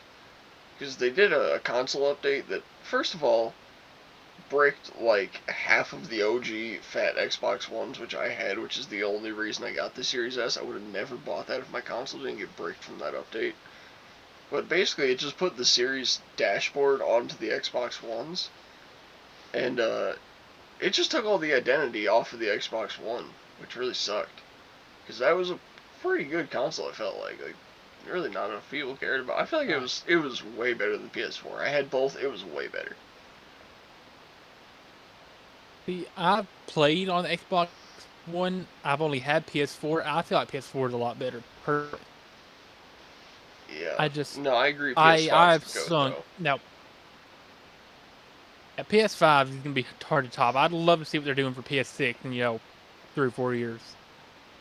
How good is that controller gonna be? It better have like a LED screen, like not even LED screen, it's like a video screen in general built in. It just has a Samsung phone 4K in the video middle of the screen built controller. in. Yeah, a Wait, built-in video what if screen for display and what like if the next controller is like a PS Portal, right? But you can like close it together and have a controller and then like pull it apart and have the screen in the middle. Like they could somehow figure out like a slick design so you like pull out the screen. ooh. Something tells me that would break really easily, but that would be awesome if they could actually For do that. I sure, but would. if they made it like durable and you could just like and then just like have like a display screen in the middle to show you like vitals about your game or your inventory or something, and have it be like a touchscreen Ooh. too, so you like tap something and like put it in your hotbar. Like imagine playing Minecraft and you got your hotbar on the screen and your inventory on the Yeah. controller. Yeah, there's a lot of potential. Oh. Or like you get a FaceTime call from someone in a video game, right? Like let's say you're playing GTA 6, and Jason FaceTimes Lucia, and you can pull the screen out and see Jason's face on the controller. Ooh. There's potential there. Sony, Can take I that idea, keep please. I want to see it. playing as Jason? Can I play as Jason and receive nudes from Lucia? I hope so. Like tasteful nudes. Yeah. Full nudes. Not slutty just because nudes. I'm talking about like, tasteful. You know what I'm getting at here. Mm. You know, Like high quality Rockstar. I really wish somehow Rockstar works in the capability of a co-op campaign for GTA 6. I don't think it's gonna happen. I like, Okay. cause like GTA 5, we had 3 characters. Perfect opportunity to have like a multi-character or multiplayer, multi-character story thing. But at certain points of the story, certain characters are unavailable due to like consequences, actions. Got to go into hiding for a little bit, go here and there, whatever. And so we even see a bit of that in Red Dead, where certain characters go away for a portion of time, come back after a while, whatever. And I feel like GTA 6 is going to go the same way. Where like, obviously we see Lucia's in prison in trailer 1, so, and in the official artwork, she has an ankle monitor on. So obviously there's going to be some limitations to where she is. She's going to be in prison at some point. She's probably going to be Yeah. limited to a certain part of the map due to her ankle monitor. Whereas Jason's probably going to have free roam to do whatever he wants, and so that would be a bit restrictive if you have one player that's just stuck somewhere waiting for something to happen. Uh, so it's obviously not going to happen, but it'd be cool if they could figure out a way to make that work. When are we gonna get the second trailer, man? It's been like over a year since the first one Dude, it's released. it's been like 450 days. Insane. Yeah. I like vividly remember the day the first trailer dropped, and like people were like, "Oh, it shouldn't be too long." Same. I ran out into my Well, living room, okay, hijacked trailer my one parents' released. 4K TV, and just put it on. I just watched it like 10 times. Trailer one released December 4th, 5th. Oh, 2023. yeah.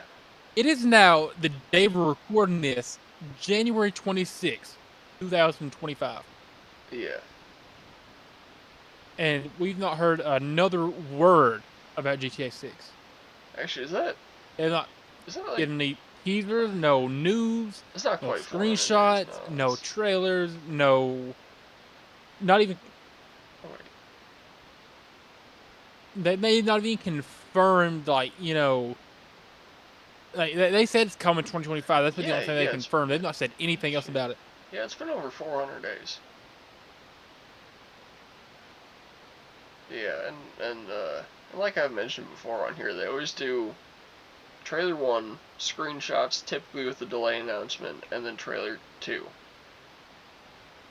We just have trailer 1, and it has never been this long between trailer 1 and trailer 2, let alone trailer 1 and screenshots. So, I mean, I want to let them take their time with the game. I want it to be absolutely perfect when it comes out, because that's what Rockstar does. They make perfect games.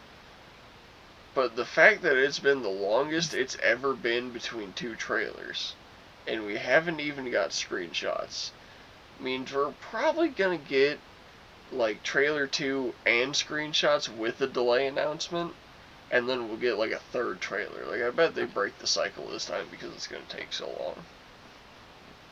I wouldn't be surprised if they push it from fall 2025 to spring 2026, honestly. Yeah, that's most likely what's gonna happen.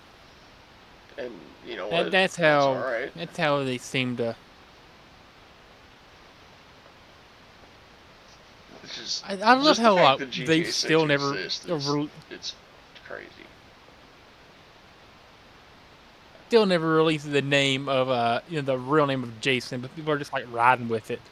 Well, that's his name I don't in know the who came up leaks. with that. So in 2022, when like the 91 videos and like 6 hours of footage came out, uh, the inside name for that guy is Jason. So people have just assumed that's his name because they're probably not going to change it. I mean, we knew that it was Jason and Lucia from This it. 2022, and they didn't change Lucia up to this point, and they totally could have, but they kept Lucia, so they're probably going to keep Jason too. Gotcha. How big is the state of Leonida? I'm looking at the wiki right now. It's There's going to be a map of. probably going to be 3 to 4 Uh, times bigger than GTA 5. There's a mapping project going on where people are using the trailers and the leaks and everything to try to map out the map as accurately as possible. And right. converting the whatever measurements they use to rage engine units, which is what the game is measured in, it's going to be at least 3 times bigger than GTA 5, just based on what they can tell from the leaks and whatnot. Same.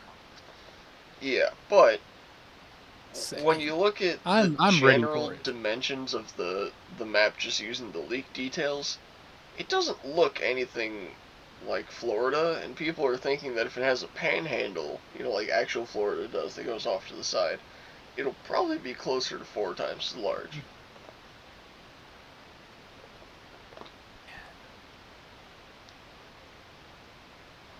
Imagine having a mission There in is. one corner, like imagine being like all the way in the Keys, like down here on the island, having to take the bridge all the way up to Leonida, and then like going up and around the coast into the Panhandle for a mission, and it's an actual 25-minute drive. That seems like a Rockstar thing to do. It's probably gonna be the fourth mission in. It's gonna be like When are, an hour of driving. when are you and me gonna make that racing game that we talked about? I don't know if you're actually being serious about that, but I'm down to make a game. We just gotta I don't want to make a figure game out how now. to do it.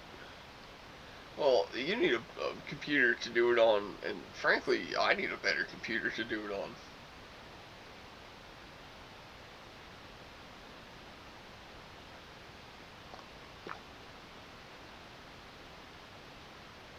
I think we lost your audio. Did we? I didn't hear anything you said before that, Hello? but I heard "did we?" Let's say we need to like make a playable demo, basic demo. Be like, here are the ideas we have. Take it to a production company. Here are the ideas we have. Do you want to help us? Develop this, make this a reality. We'll we'll help design it. We'll do whatever you need. Just help us make this game a reality. Yeah, I And then mean it's we possible. make it real. First question: That's the thought. are we gonna use a, a publicly available engine to make it in, or are we gonna make our own engine? How much does it cost to develop an engine? Nothing. Just a lot of time. Really? Yeah, you have to I just. mean, if you want to make your own engine So when you're making an engine, you code, first have to pick what kind of language it's going to be written in, because computers use different languages than humans. So you have to learn what you're going to code in, whether that's like C sharp, C plus, C plus plus. Could be JavaScript, Adobe, whatever. Well, not Adobe anymore, but Uh, rip. yeah. Anyways, yeah. So you pick what language you want to write it in, and then you gotta code an entire engine and make a program that you can then go into and build a game.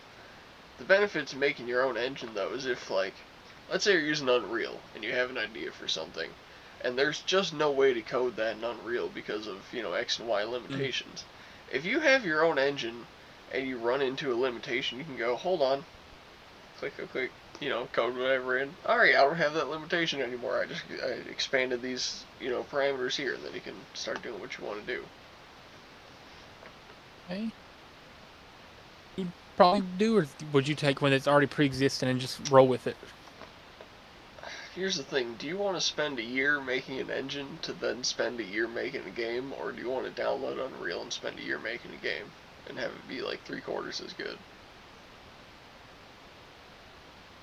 Do you want like a really, really good game that takes double the time, but we can do whatever we want? Or a 75% of the way there game, but it has limitations? I want an all the way game that takes half the time, but I can't have my cake and eat it too. That's the shitty part. So would you rather have it take half the time, or would you rather have an all the way game? Which one is more important to you, time savings or making, a better game? I mean, here's the thing. If we're gonna make the game, I think we should take the long and hard route and actually really make a game. If we're Yep. gonna make a demo Right. and just take it to someone and be like, "Do you want to help us make this?" and then get $1 million in publishing and 50 developers and actually just have like a whole team make the game for us with our direction, then I'd rather just make a shitty demo in half the Yeah. time. But then you realize we'd be making a lot more of the money if it was just us directly selling it and then, putting it on a game store somewhere. But you realize if we make a demo for a type of wrestling game that's so good and doesn't yet exist that it has to be I brought to said a market. racing game. I could have sworn you said wrestling at first, but alright, well. I mean, well, I said racing. I said a Okay. racing game. We're gonna have That's what to. we talked about in the last, like an episode or two ago. Yeah, I know that's We what. mentioned this like an episode or two ago. We're gonna make a racing. I know we've talked about racing games before. We're gonna have to roll back the tape later because I swear to God you said wrestling. But anyways. Said racing.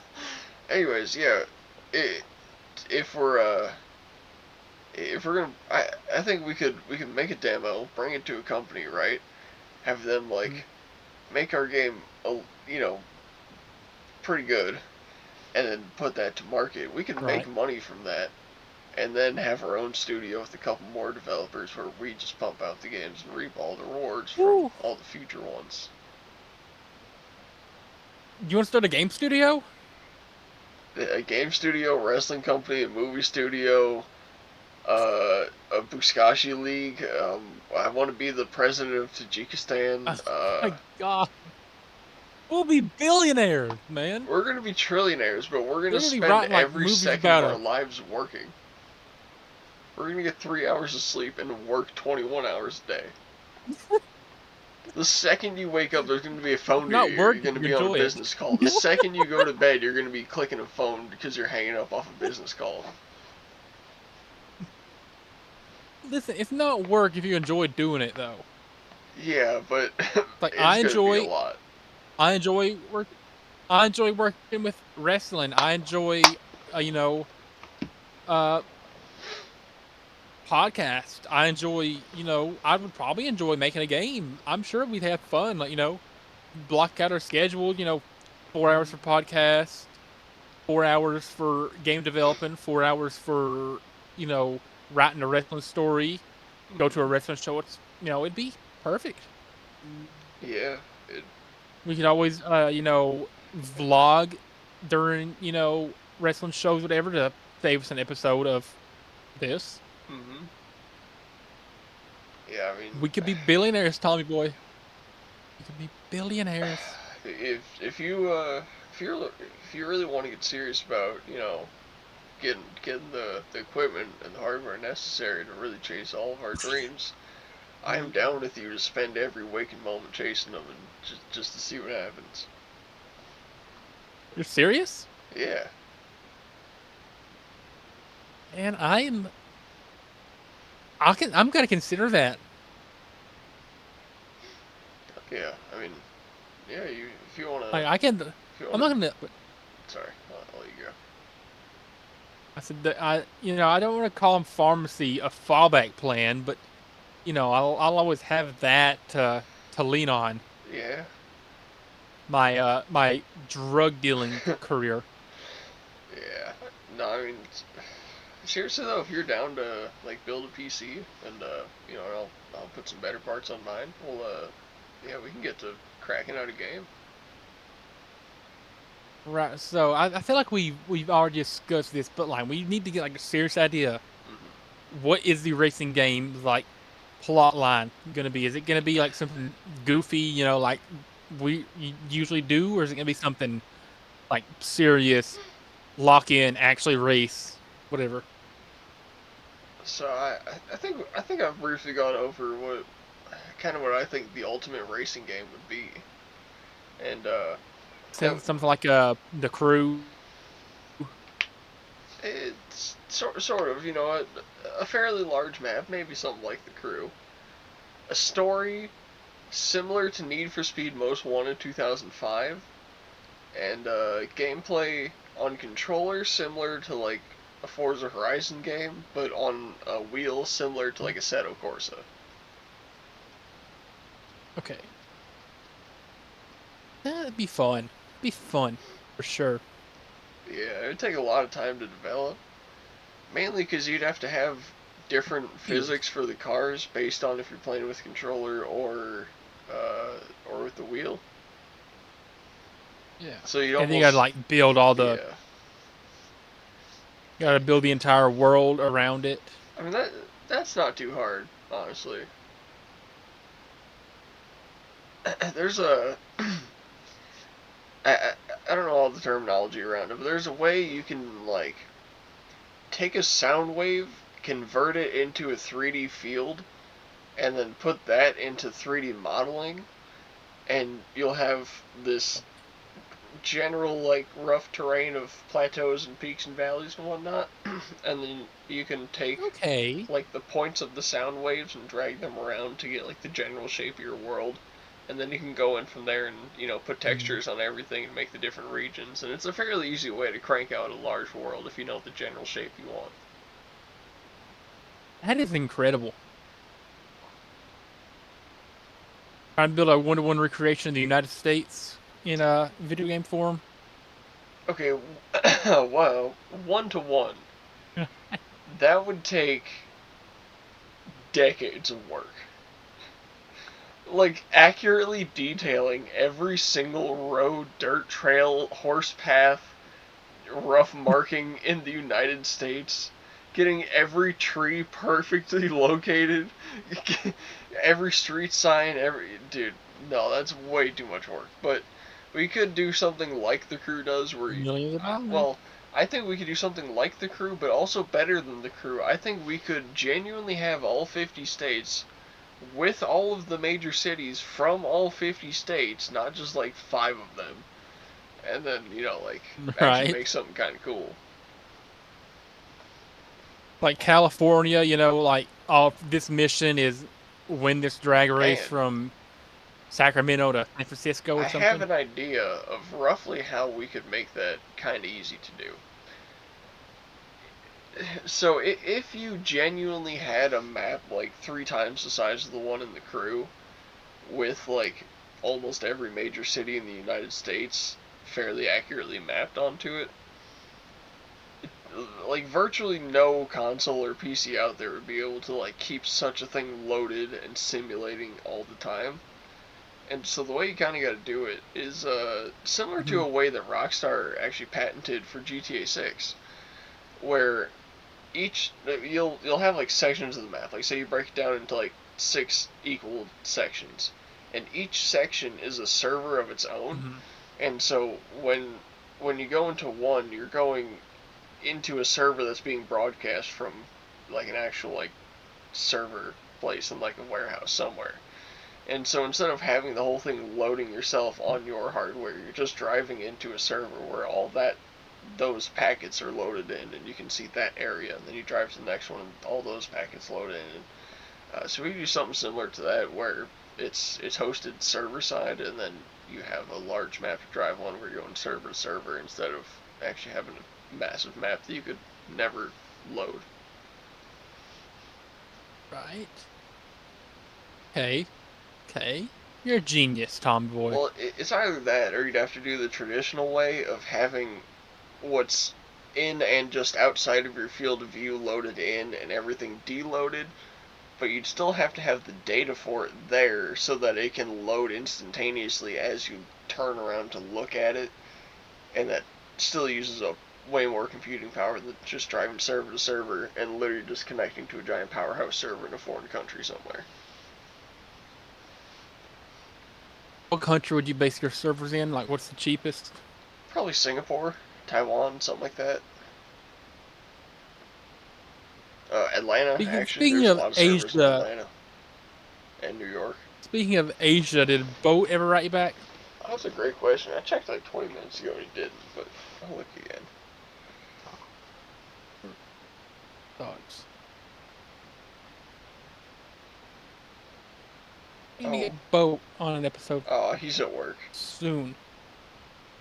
Of course. Hey, shout out Boat though. He's a working man. He's a hard working man. Okay, Boat won't let me take a screenshot of this. He has his Instagram settings set so that I can't. So I'm going to show this on the podcast so that I can take a picture of this personally later. But look at our little boat here. Look at little boat. Look at how cute he is, dude. Working at the Michelin factory. Shout out Boat. He's a cutie patootie. He's so cute, man. Shout out Boat. I love Boat. Boat is hilarious. We taught him English swear words whenever he was here, and he caught on to them very fast. Yeah, I taught him Like about immediately. I taught him about sounding and queefing and Oh God. oh, what else? And fisting. That was cool. Boofing. Yeah, Did you teach him about boofing? yeah, and boofing, and I told him how to eat out a girl, and man, shout out Boat.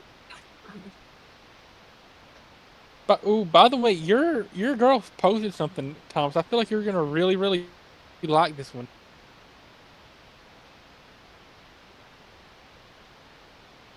Promise. Ooh. Well, I'll go on her Instagram and look that up in HD. But oh my goodness. Yeah, that's your woman though, Thomas.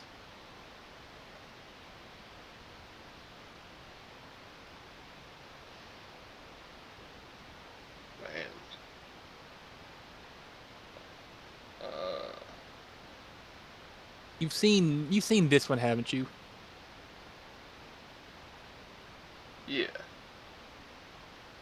Okay. I've even got you following her now. I changed your life forever with Dakota Kai. What the fuck is her Instagram Shout name? out I Dakota can't Kai. find it. That's I'm King Coda. That's yeah. Okay. I don't know why she says I kept King looking Coda, up. but I kept looking up Queen Coda, and I'm like, why isn't it showing up? Yeah, that's King Coda. Oh my goodness.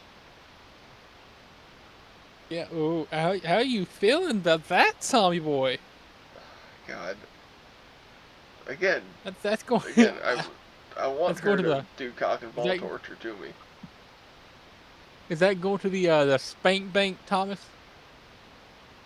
No, I'm not gonna jerk off to unconsenting women. Like if you post your nudes on Reddit, I'm a jerk off to them because that's where you're supposed to jerk off to women. I'm not gonna jerk off Right. to Dakota Kai fully clothed at a WWE event. That's weird. And she doesn't want me to jerk off to her. That random whore on Reddit wants me to jerk off to her. Incorrect. That random whore on Reddit wants 40-year-old horny men to send pictures, and not pictures, but to send money. Yeah. Oh, you use light mode? Only for Instagram. That's the only app I use light In mode the year of our Lord 2025. In the year of our Lord 2025, you're using light mode? Look, light mode on Instagram is the only way to use it. You can give me shit for any other app because I use dark mode for every other app. Instagram gets light mode, okay? Look. Here's Reddit. Look. I use dark mode. Thank God that did not open to porn. I follow a lot of porn. See, for me on Reddit, I use light mode. I don't know why, but I use light mode on Reddit. What the fuck is wrong with you? I don't know, man. I use Reddit looks Reddit light wrong mode. on light mode. Reddit looks like it looks like a child trafficking site on light mode. No way. A lot of my Reddit posts are just like gambling and football and chess. That's what the majority of my Reddit posts are: is gambling, football, and chess. Oh yeah, I need to address something to our viewers really quick, Mainly gambling. and I can't talk about. I can't say the word, the V word that got our episode 13 taken down. The Most likely, I'm gonna go in there yes. and edit that out so I can repost it. But basically, the 2020 that thing, right? I mentioned it in the last podcast, and as far as I know, I didn't say anything that was incorrect or that went against the opinions of most major medical institutions. What I said went against the opinions of YouTube and only YouTube.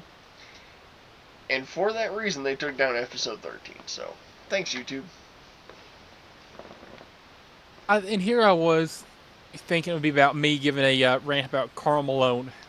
Yeah, I saw it got deleted, and I texted Landon, and I'm like, I feel like it's because you said Karl Malone got a 13-year-old pregnant about 20 seconds into the video, and he's like, no, I don't think it's that. People have talked about that before, and I'm like, we'll see. And then I open it up, and it was for spreading the misinformation.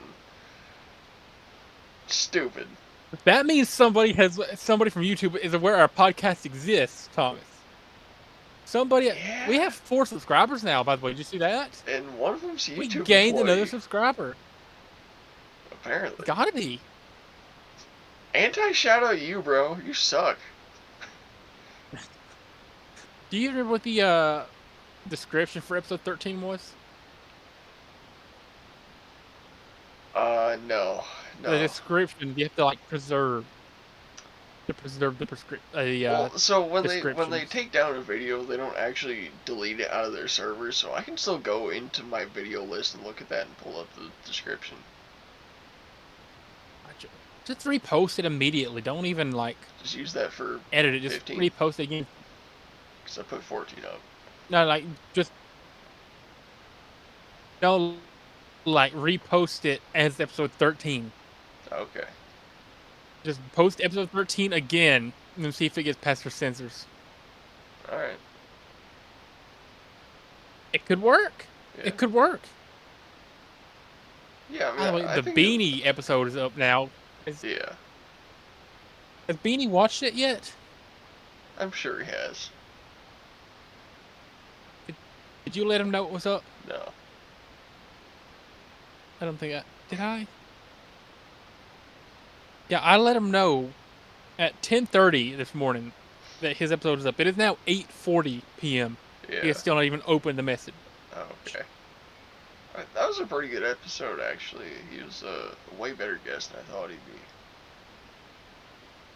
be. It took him longer than I thought. If Beanie's watching this, no offense to Beanie, it took him a lot longer than I thought it would for him to start rapping and singing and playing Yeah. his music. Yeah. I'm surprised he didn't do it like within 30 seconds. I'm surprised he didn't like join the call with one of his songs blaring and him like dancing or something. I kind of thought he'd do something like that.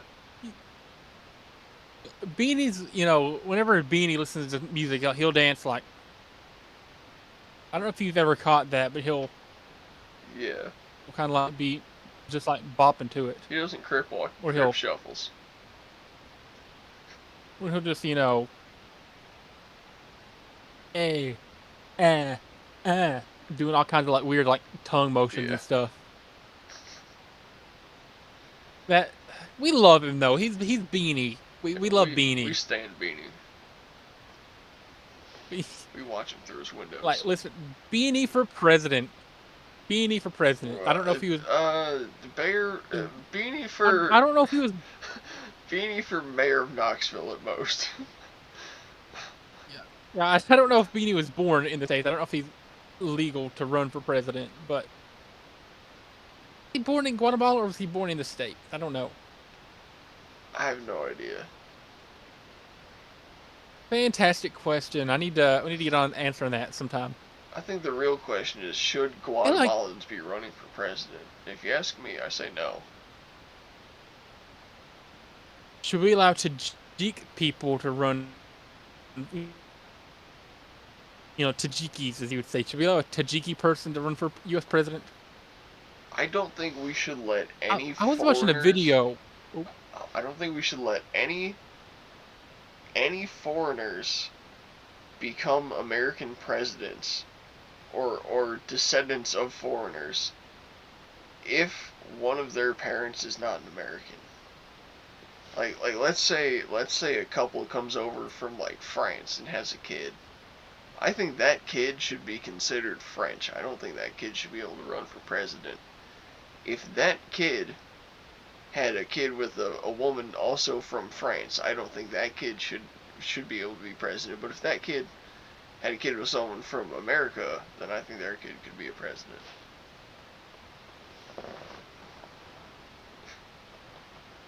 That totally makes sense. Every word of that. You gotta have at least one American-born parent to be the president.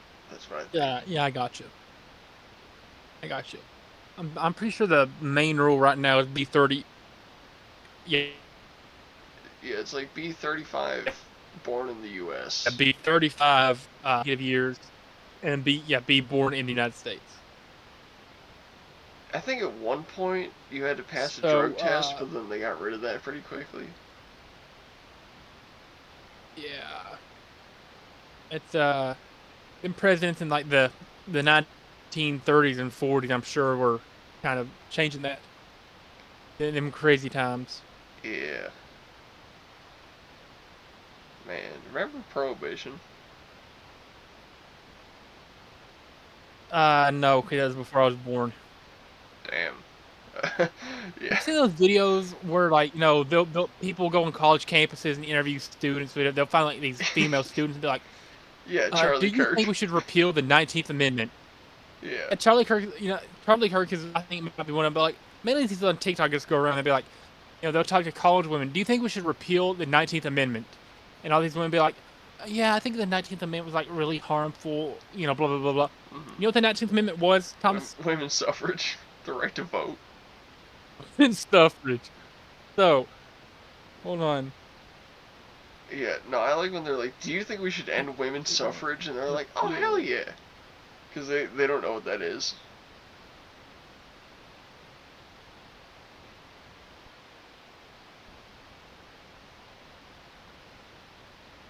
Go them. You've been seeing this thing on, I don't know if it's on Instagram or Twitter or what. Yeah, but like a lot of liberals, leftists, whatever. On I'm not gonna be taking political stances, but I'm just saying like, a lot of people on the left side on TikTok are using the hashtag or the quote "cute winter boots," talking about overthrowing the government, saying that cute winter boots help with ice. I don't know why they think cute winter boots is a yeah, make that make sense. Welcome to I, 2025. I'm not gonna try to pretend that I can understand the reasoning behind a retarded person, so I'm just not gonna try to make sense of it.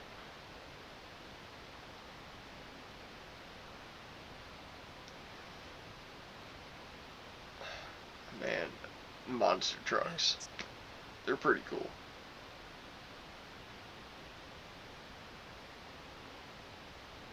Do you agree? I think we may have lost Landy Boy here. Honestly, he's been frozen for a second. We'll wait for him to come back, though. We'll talk about our Lord and Savior Jesus Christ. See, I don't know anything about the Bible. Alright. We totally lost Landy Boy here, so um, we're gonna look up some Bible quotes while we wait for him to come back.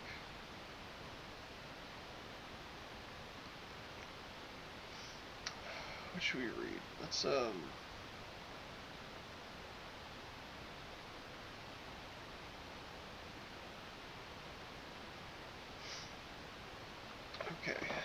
let's see. Let's get Joshua 39 up here. Let's see if Landon Boy texted me anything first. And we'll, I don't know what kind of situation he's in here. Okay, he's online, but. Hey, I'm back. Oh, okay. Damn it! I don't get to. Oops. I was Okay. gonna read a Bible passage while you were gone, but I don't get to read it now. You were? Yeah. Enlighten me. Read it. Okay, so I got Joshua 3:9 pulled up. Or, well, really Joshua 3, but. Okay, so Joshua 3:9. Joshua said to the Israelites, "Come here and listen to the words of the Lord your God." I guess that's about it. Did you just pull up a random verse or something?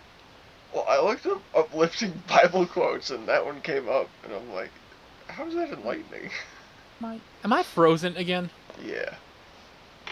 Give me a minute here. I don't know. Oh, no, you know what? It was 1:9. Hold on. I looked up the wrong one. Alright, well, we'll read this one then. Fantastic. Here we go. Now we're back. I realized I read the wrong one. I read 3:9. I meant to read Joshua 1:9. Where he says, have I not commanded you? Be strong and courageous. Do not be afraid. Do not be discouraged, for the Lord your God will be with you wherever you go. That's the one I meant to read.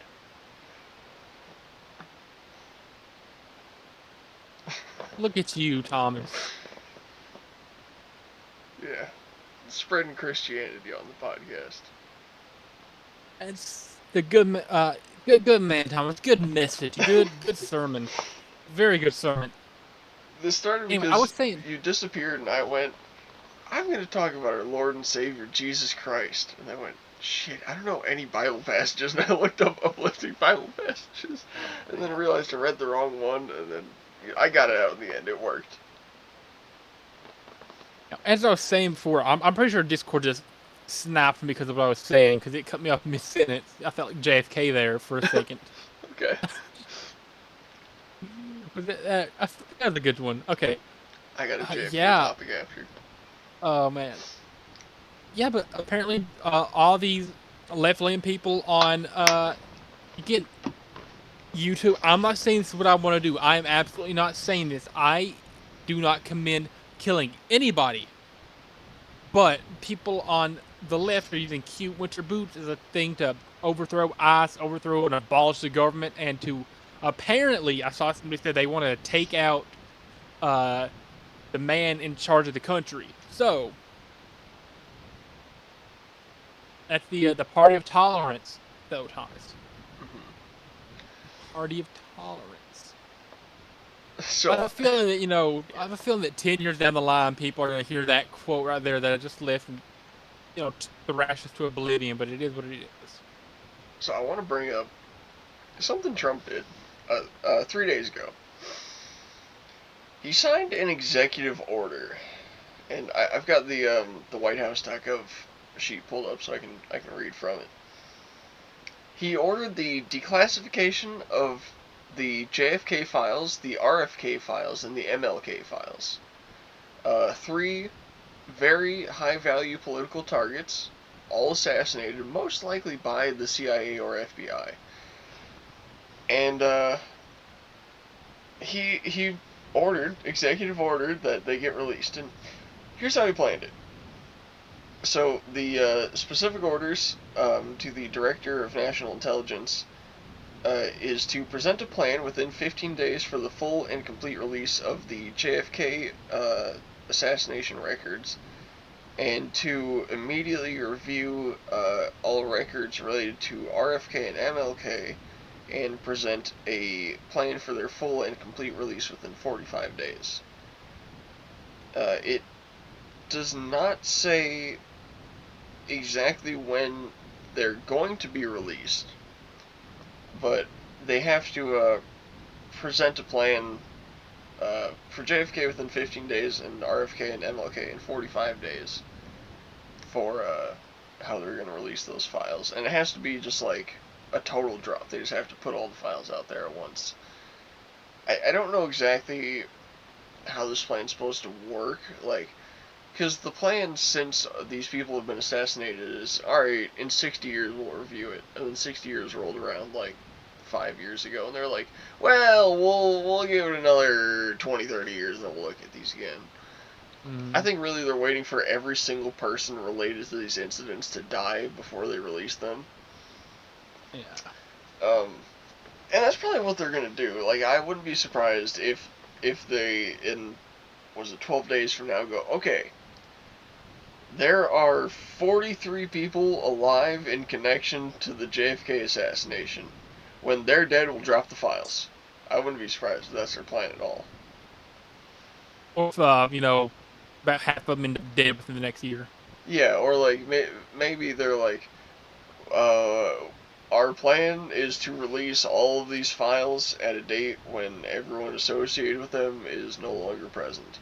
And then we just hear about like random government officials dropping left and right in weird Luigi Mm-hmm. type assassinations. And then in like 2 years, they're all dead and all these files drop and we're just like, what the fuck?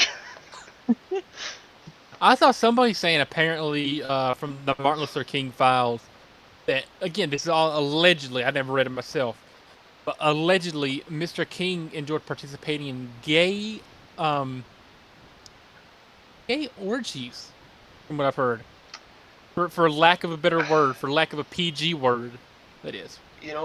It's like the old saying goes, the Greeks invented orgies and the Romans added women to them. I forgot that like half the people back in Greek time were like homosexuals. It's different though. They weren't gay for the fact of loving men. Like, they all had wives and children, and there was something to be proud of with a nuclear family. But when Yeah, it came to getting a little rowdy with your homies, limits were a little farther than they were now. It wasn't uncommon to, grab your friend by the balls and, twist it. grape him for a little bit. I mean, like they originated the sport of wrestling, and it was nude. Naked, So oiled up. Yeah, they were crazy, man. If you think about it, though, I being naked is honestly the best way to wrestle. No, okay, okay. So, until somebody grabs your taint hair and body slams you, okay. you know, Well, okay, I guess maybe not naked. Like a G like string, a G string is probably the best. Because if you the think about Borat it, G string. no, I mean like literally just like a little piece of cloth like this big to hold your cock and balls back, and like a little string to wrap around your waist. Because really, like you don't want to be like withheld from moving at all. Like whenever you have clothes on, it limits your ability to move and flex all the way because there's a stretching point to the materials. So if you're completely naked and the limit to flexing is your muscles and your tendons, you're gonna be a lot more agile. So like in like an all-out death match kind of thing, if two people are like wrestling to the death, like butt naked is the best way to do it because you're gonna be the most flexible. Like okay, if you're telling me that I could get in like a bare knuckle fight with a crackhead in Chicago, and he's wearing two pairs of jeans, overalls, a hoodie, and a Carhartt, and he's got a beanie on, and he's wearing Tims, and I'm butt naked, I'm murdering that guy.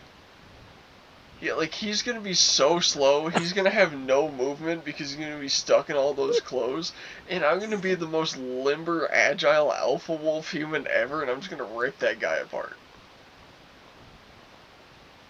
I would pay to watch that in the like main event of like a boxing match or something. Hold on, yeah, We gotta get. I'm gonna All start right, putting. I'm gonna I'm start putting together like a boxing match card, a boxing card or stuff like that for naked me versus Chicago homeless. in the main event. Yeah, all right, you guys heard it here first. Main event at FWC: me butt naked versus a homeless guy from Chicago. I feel like most boxing shows probably have like 6 or 7 matches on. Yeah. Uh, God, you We'll guys ain't go ready 8 for here, just 7 inches of meat slapping around on beat all this guy. Man, Okay, I'm gonna start putting this together. dude, imagine I get like a boner from the adrenaline and I'm just rock hard fighting the guy. Okay, I can probably try to talk while we keep putting this together. Okay. Um, what do you what's on your mind, Thomas? Honestly, I've been thinking about wrestling a lot. I really think I could do it. I think with very little practice, I could be at an AEW level. Hey, Also, I hold on, I need to pull up the exact lyrics. I just noticed a wrestling bar that I never caught on a song before until I just heard it. Uh, so let me pull up the lyrics really quick. hey, Okay. So on Cut the Check by Mac Miller in uh who's it? Chief Keef's verse. I knew that he had a Ric Flair bar in there. I didn't realize that he had a Mick Foley bar though. I never just picked up on it for some reason.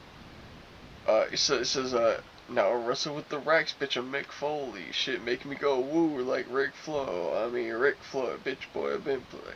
Yeah, dude. I wrestle with the Rex, bitch. I'm Mick Foley. I mean that's a bar. that's a bar and a half. Yeah. Is there like a hidden meaning to that? Is there some kind of a rack that Mick Foley often wrestles with? Not that I'm aware of. Okay, I wasn't sure if there was like a double entendre there, but yeah, I just noticed he shouted out Mick Foley, and I was like, yo, hell yeah! I didn't think Chief You Keef know, watched there's the wrestling, but I mean it makes sense. the song Godzilla by Eminem. Yeah, You know, there's a WWE bar in that, or a really. wrestling bar. What bar would that be? Yeah, so it's a cross between a zombie apocalypse and be Bobby Heenan, which is probably the same reason I wrestle Oh with yeah. Mania. Bobby the Bobby the Brain Heenan was a manager and Bobby the announcer in Brain. WWE back in the 90s. He was Okay. like really so a cross between a zombie apocalypse and be Bobby the Brain Heenan, which is probably the same reason I wrestle with Mania. Okay. Yeah. Such a such Yeah, a I knew that such a bar. I didn't bar. realize Like that if was you a know who wrestling Bobby, bar. That's pretty clever. yep. Once you know who Bobby the Brain Heenan is, you kind of like catch on to it. Huh. He was one of wrestling's most successful villains and renowned as best manager of all time. Uh, Heenan family. Yeah, he's pretty famous, so like pretty cool little line to be shouted at by Eminem. Yeah. You know what else is cool? Uh, Antarctica. what's that? So, What about it? oh man, so there was a guy who thought he was doing the first expeditions to the South Pole, right? I don't remember this guy's name, Hmm. but he did a trip just to Antarctica, and he tried to go like 100 miles in and then back to the ship and back up to wherever he was going. And he did that, but on the way, like one of the people he brought with and like five of the sled dogs he had died. Like it was some like horrible survival rate among them. And he's like, whatever, we'll make it to the South Pole. So he goes with, well, he tried to get more people to go, and no one wanted to except one person who had went on the previous trip. They went, they brought like a couple sleds with dogs and whatnot, and if I remember right, all the dogs died. I'm pretty sure his friend died, and he got to the South Pole thinking he was the first person ever to the geographical South Pole, only to find a Finnish flag planted there by the Finnish president 30 years before. Oh, That Finnish president, he didn't want to go there for scientific research like this guy did. He didn't want to go there for any part of history. He went there purely as a fucking flex to one of his friends.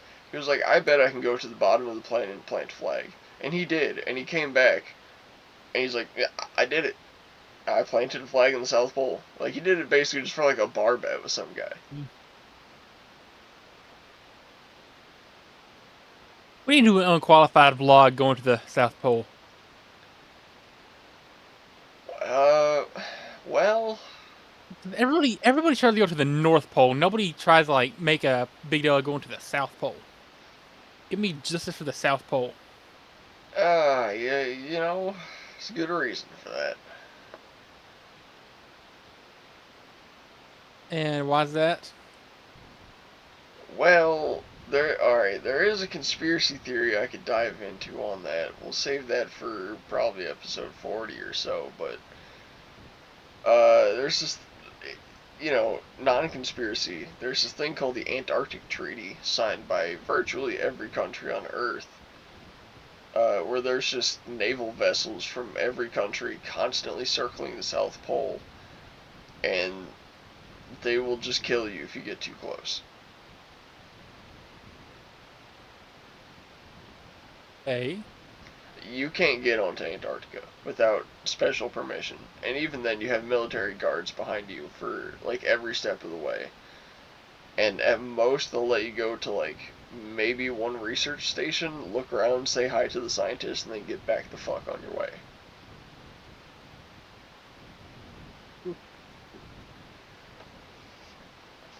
I'm cooking an absolute masterpiece of a boxing card here. Yeah, the other conspiracy theory involves, I'm just gonna say, a big circle as a reason you can't go to specifically the geographic South Pole, because instead of a point, it's more of a circle. But yeah, that's for another episode. I got you. I'm sure there's someone out there that's gonna get that. But, I do not get it. yeah. Well, I'll just text you. I'll just text you. It'll make sense. Okay.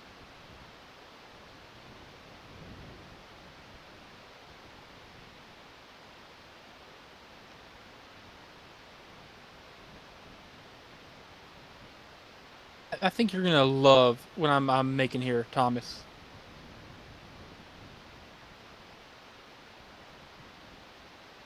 Oh, okay. Yeah.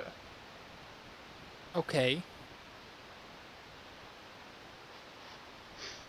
Because if you think about it, if you take that point and you extrapolate that to a circle, it would become like the edge of that circle, Right. Yeah.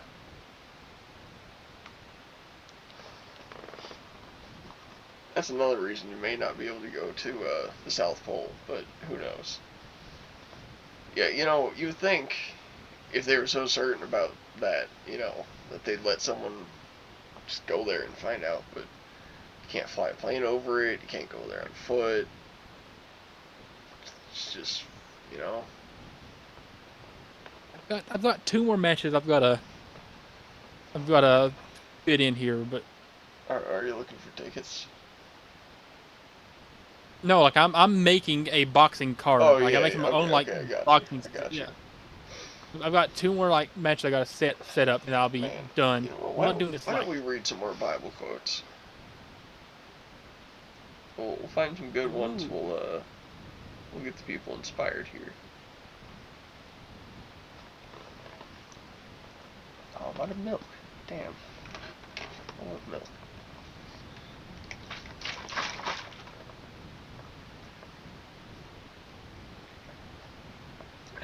Okay. We've got Okay. Isaiah 41:10. It says, "So do not fear, for I am with you. Do not be dismayed, for I am your God. I will strengthen you and help you. I will uphold you with my righteous right hand." Pretty good quote. Indeed. Already read Joshua 1:9. We'll skip that one. We got Psalm 46:1. God is our refuge and strength and ever-present help in the trouble.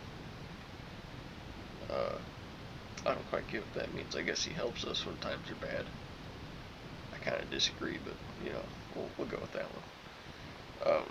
To each their own. You know what? Maybe I'm just a sinner. You know, We all are. some more than others.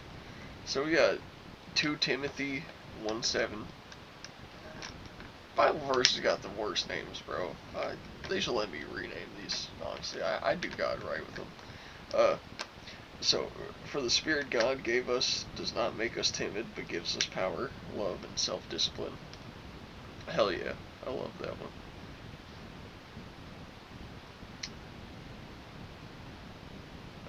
We got Romans 8:31. What then shall we say in response to these things? If God is for us, who can be against us? Do you believe God is for our podcast? I believe God is for Do you the believe good part of this podcast. Do you believe in your heart of hearts that God would support this podcast?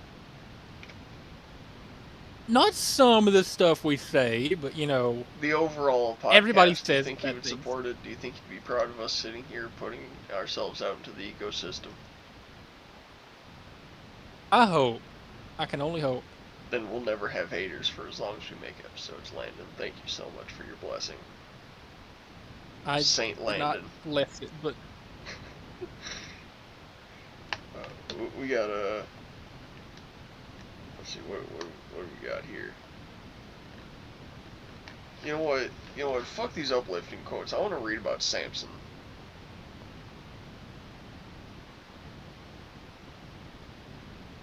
Samson verses in the Bible. Here we go. 40 Bible verses about Samson. Let's fucking go. I love Samson. He's my favorite character in the Bible. I grow my hair out because of him. Let's go. Oh, this is Judges 15:20. Samson led Israel for 20 years in the days of the Philistines. I want to say, I like Samson, despite him being Israeli and killing Philistinians. That's for a reason, though. For, I don't know how many people know this, but there is a common quote about Israelis that the new Israelis are not God's chosen children, but for they are of the synagogue of Satan.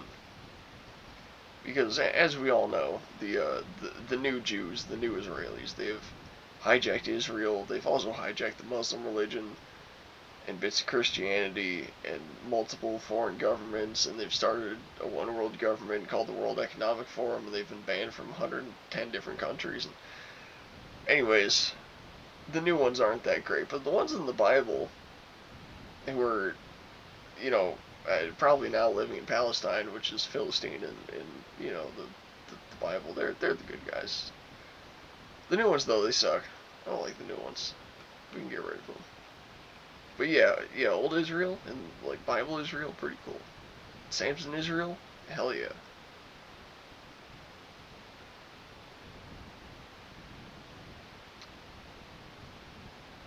We got Judges 16. You know what? Let's just read let's just start reading Judges. Honestly,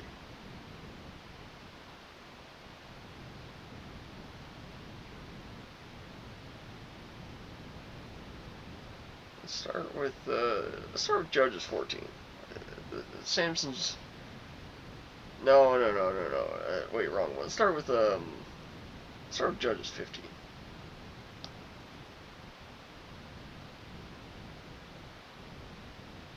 Yes, Samson's vengeance on the Philistines. That's the one I'm looking for. I love this verse so much. This is like I don't even know that much of the Bible, but like Judges 15, man, I know the brutality of this verse and how much Samson hates the Philistines.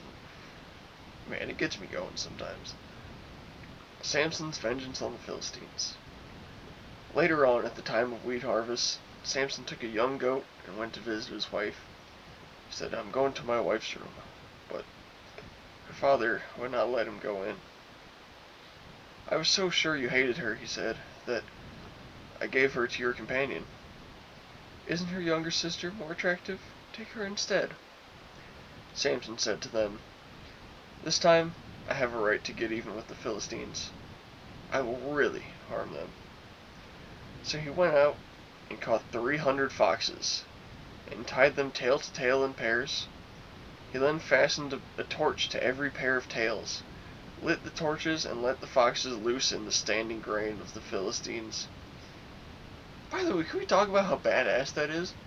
He caught 300 foxes, made 150 tied together pairs of foxes with a burning torch attached to them, and let them run through Palestine to burn it down. Do you know how fucking evil that is? That is incredible. That takes amounts of hatred no modern man can fathom. It's incredible. Lit the torches and let the foxes loose in the standing grain of the Philistines. He burned up the shocks in the standing grain, together with the vineyards and the olive groves.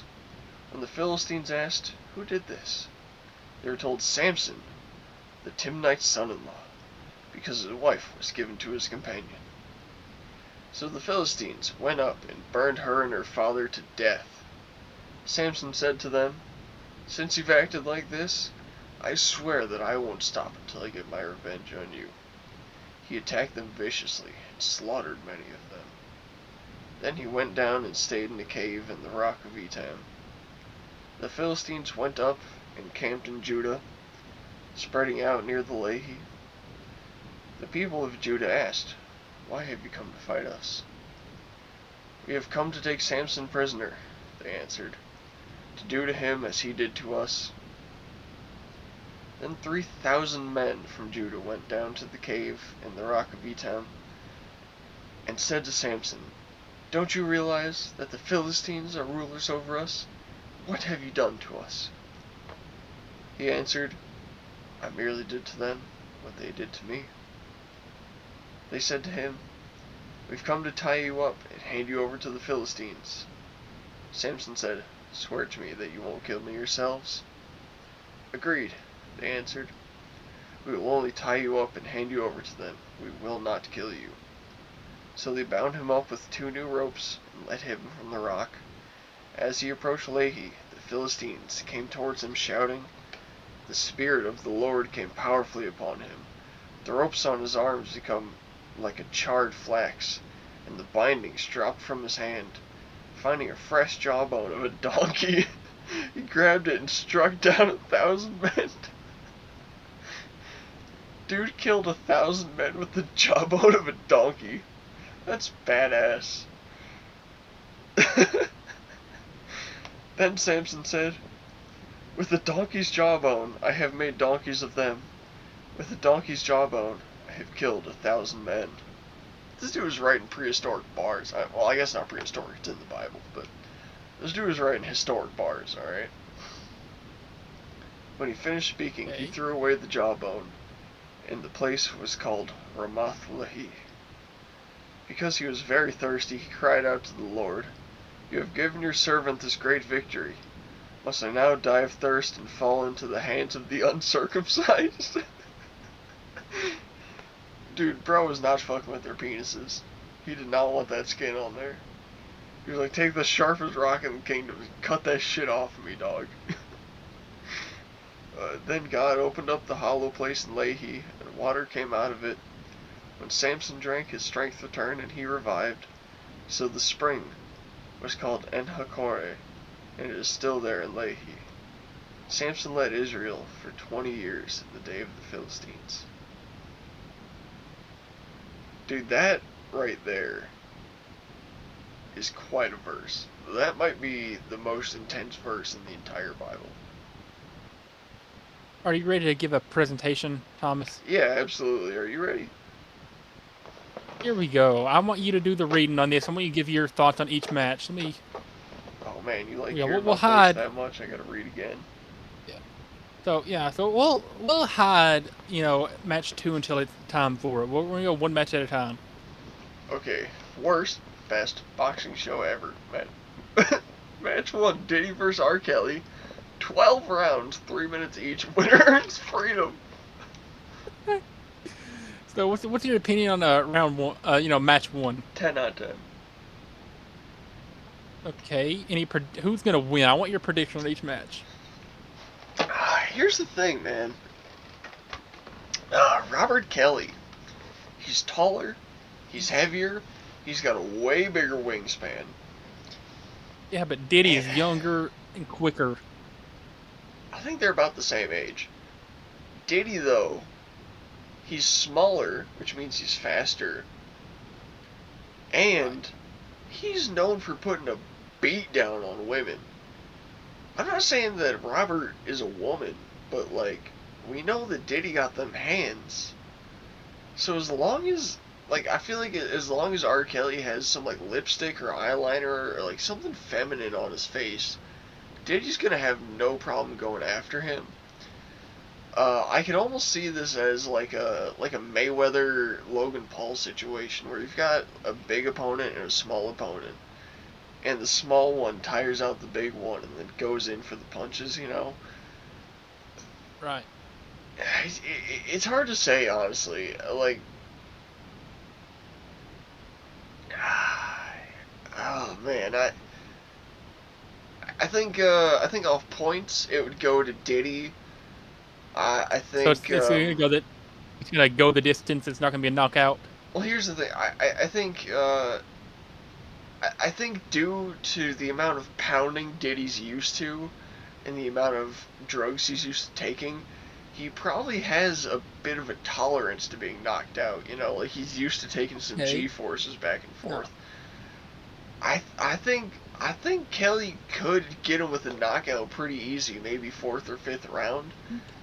But I think if Diddy could tire him out by the fourth or fifth round without getting hit too much, then it would be a purely points round and Diddy would win. On to match number 2. I'm gonna try to keep these hidden as we go. Okay. Moving on to match number 2.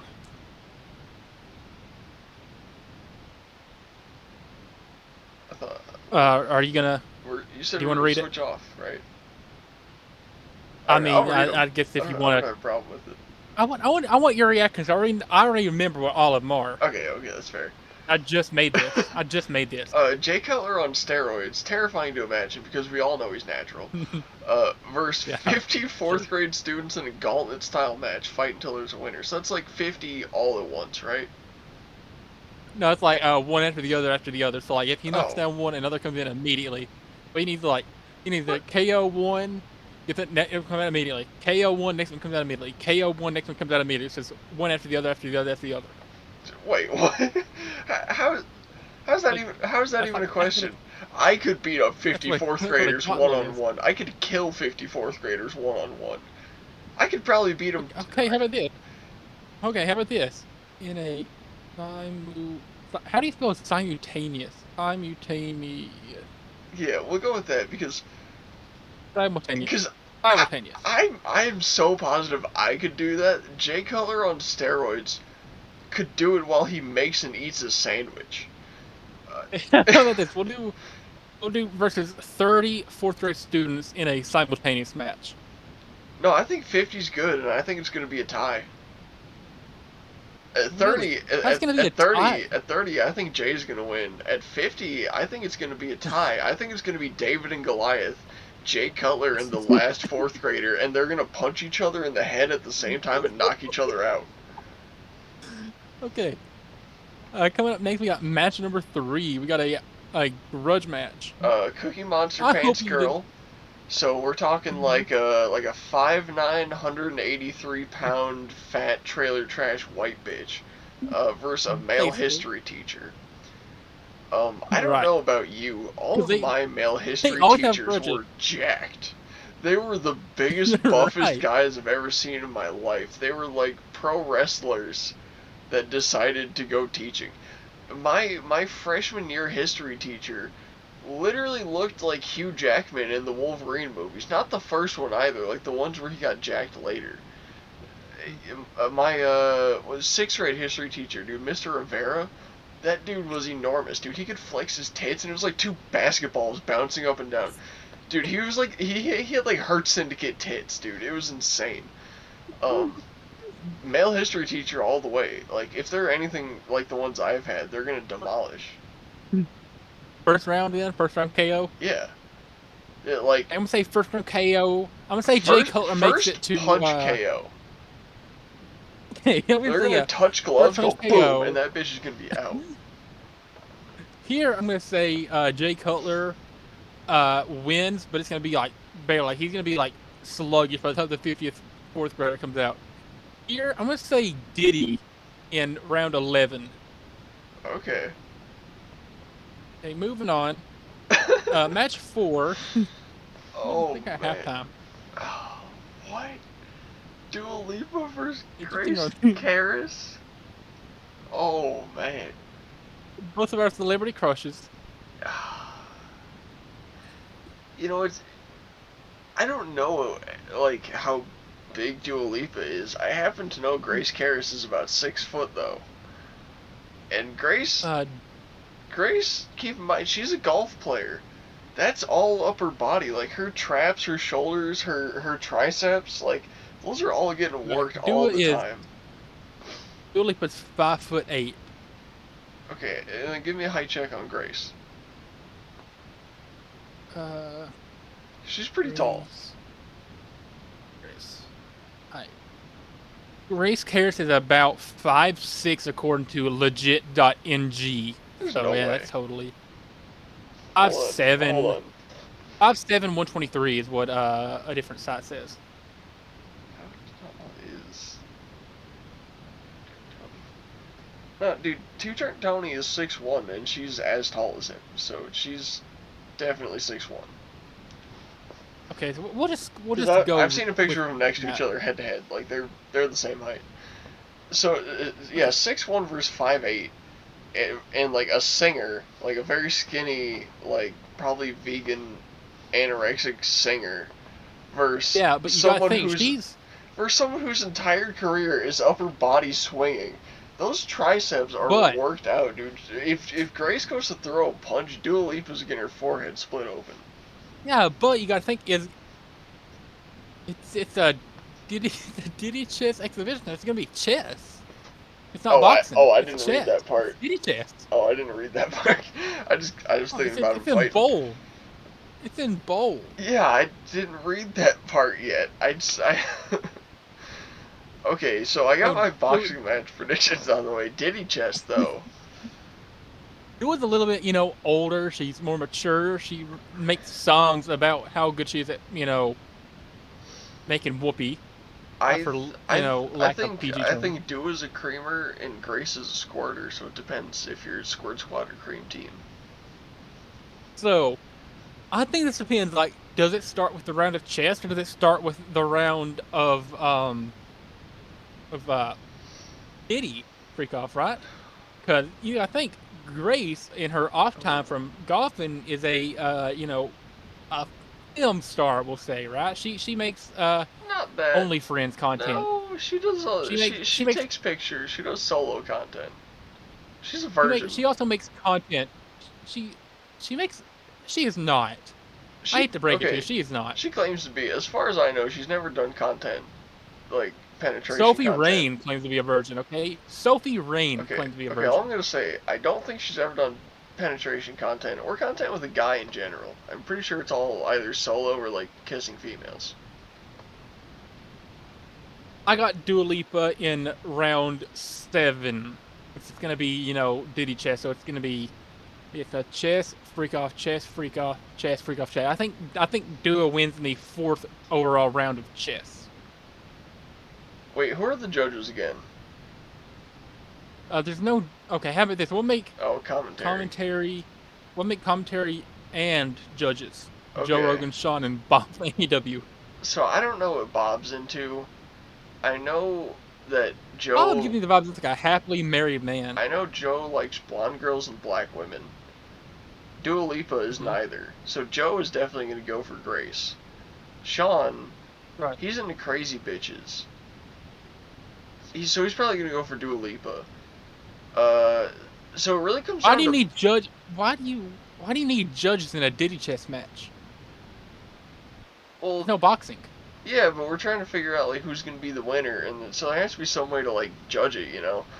So I think it really comes Who's gonna down make the better to moves? I think it comes down to like a tiebreaker with Bob, honestly. Like I think Joe and Sean are gonna be in a tie up over who's gonna win, and it's really gonna be a tie coming down to who Bob thinks was better. All right, fair play. Who's your prediction? Grace, Or of is that course. your prediction? I mean that Okay. was my prediction. I think Grace would win no matter what, though. Oh my God. I gotta take. I keep accidentally exposing with the next match. They need to start like really highlighting these far. This Okay, we is got the Pope versus the Dalai Lama. yeah the the Pope versus Dalai Lama, man. This is Yeah, actual boxing, right? Not Diddy chess. yeah. This is we're after the we gave everyone like a round to recover after the absolute monstrosity that was Cookie Monster World. um, So so yeah, this is for all the men in attendance. I Now we're getting back to like the actual I boxing. think it's gonna be Dalai Lama by the death. Like I think he's literally gonna push the Pope over, and the Pope is gonna die from fragility. I think the Pope is They're gonna both in their fall. 80s. Yeah, I think the Dalai Lama could probably fall over and be okay, though. I think if the Pope falls over, he's gonna shatter. So the Dalai Lama is 89. Yeah, and the Pope's like Okay, 99. the Pope is 88. So it's a pretty Okay. fair matchup. I'm yeah, What is his I real still name? got my What is the money Dalai on Lama's real I name? still got my money on the llama. You got your money on the Dalai Lama. All right. I got Dalai Lama. Round number 2 by TKO. Yeah, I think the Pope's gonna fall over. He's gonna like bust his head open, get a little bit lightheaded, can't stand. It's gonna be TKO. yeah, same, except I think the Pope dies. Okay. Next up, we got Jake Paul doing what Jake Paul does best, Yeah. boxing an old dude. Dick Van Dyke, though.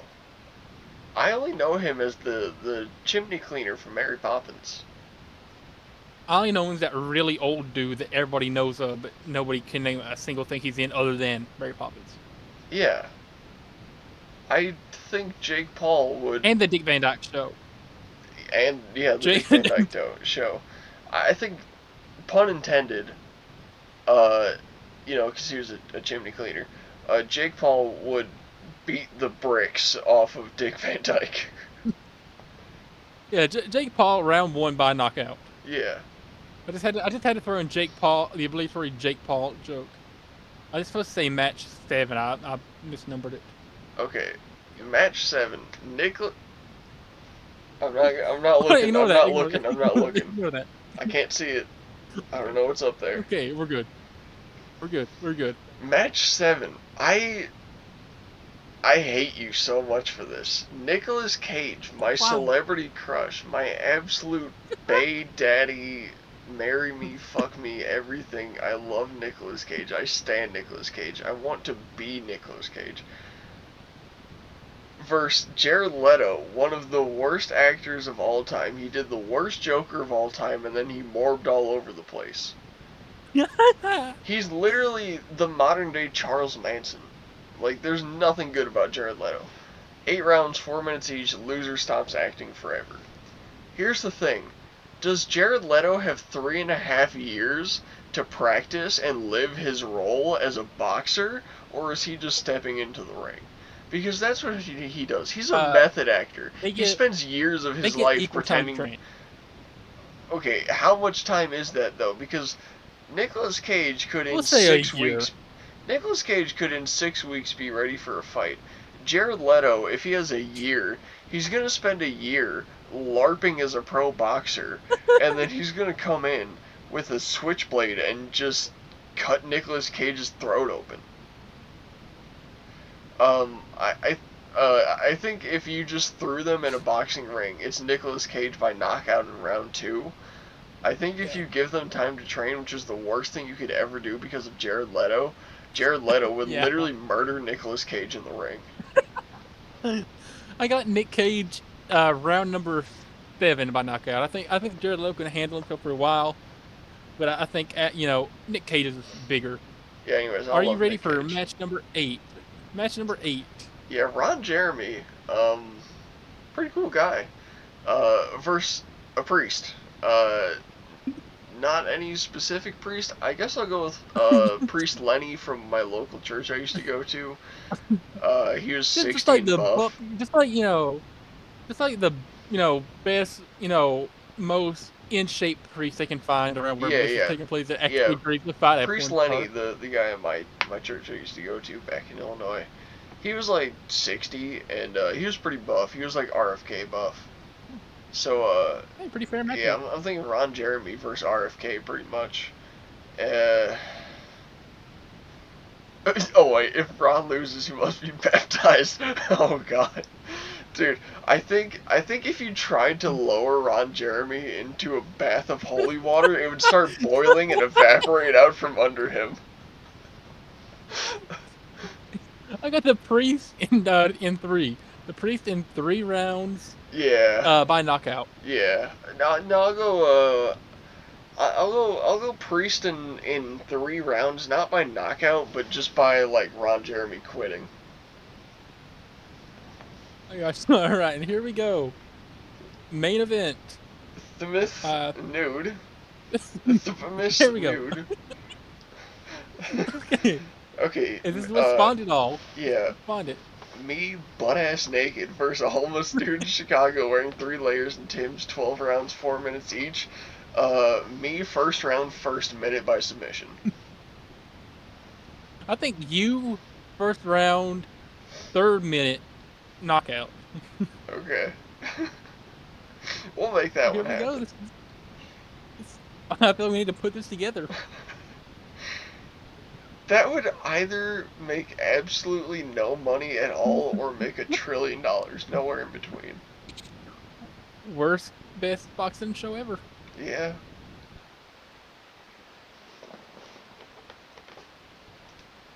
And can I just give a one-time shout out and a rest in peace to my dear friend Ornithal James Jr. or Ornithal James Simpson Jr.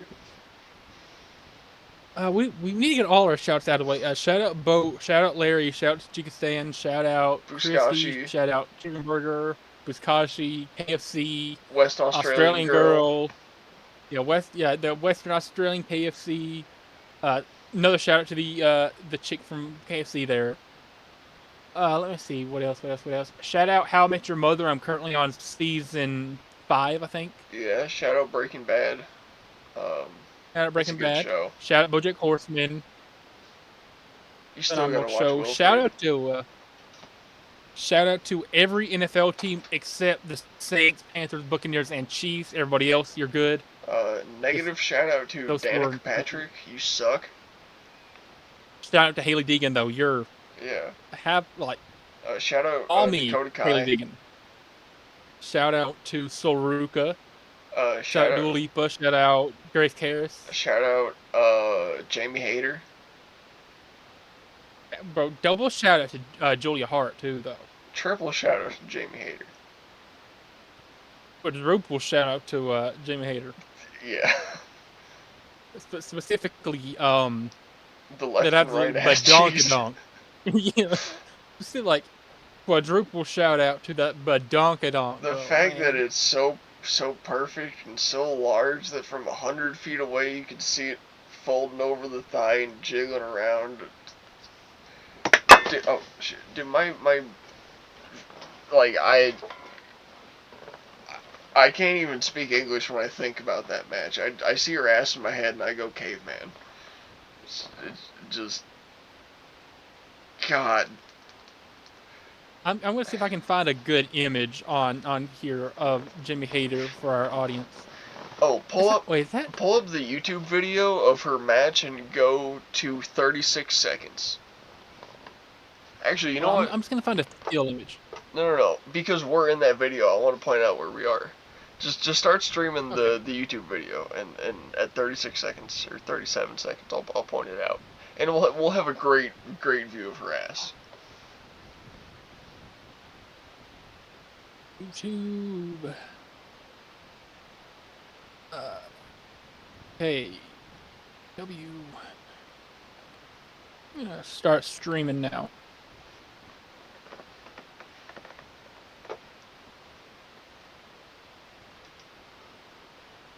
Hell yeah.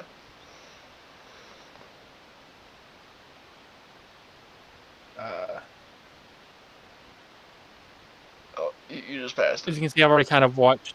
Yeah, I've kind of watched a few of these already. Hey there. You won't believe Oh, we do not care. Yeah. Do not care. Such We a do lame not ass care. ad. We do not sponsor. We do not like these people. Alright, bring us full screen. Oh my god. That ass. Yeah, just let him watch. Just let him watch. And then when we get to 36, pause it and I hope we don't get copyright strike. I don't think we will. Julia Hart got the better of Jamie Hayter. To kick off the year, but Brutal. right now, Look at that ass. Oh my god. Oh my god. Oh my Oh, god, cameraman man. doing justice right there. Whoa. Oh my god. Yeah. Hey, anyways, hey, hold on. Keep playing. Keep going. Pause. There we are. Top left. Right here. There's me. Yep. There's Tommy Yeah, right there. there we are. Alright, I think that's about as much as we can show, but there we are. We're on TV. Hold on. Let me wait till Jamie Hayter's standing up. Oh. February 15th, look at these two ladies go at it. Hayter, there's that power. Oh, get the triple German suplex. Show him the triple German suplex. That part is crazy. Here we go. And remember, Julia Hart, a shoulder injury kept her out of action. Landing hard on that shoulder test. That's tough on those Germans, man. When you have a shoulder issue, and there's a third. Oh my god. Oh. I thought she was actually hurt when we saw that in this, the arena. I thought she was too. I think she is, genuinely. Oh, dude, that had to hurt, dog. Oh my god. I mean, and then at like 3 minutes or something, she goes to do a back break, does one, and then she does another back break, but Julia doesn't spot it. Her feet don't catch in time, and she actually goes like back first onto Jamie's knee. To be the referee in this situation. Julia Hart maybe trying to get onto that hip from the referee. Yeah, I got the rope break. We were on that side of the rope. Oh my god.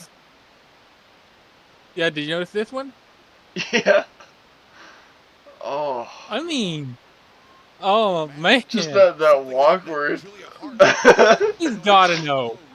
He's gotta know. Was that us?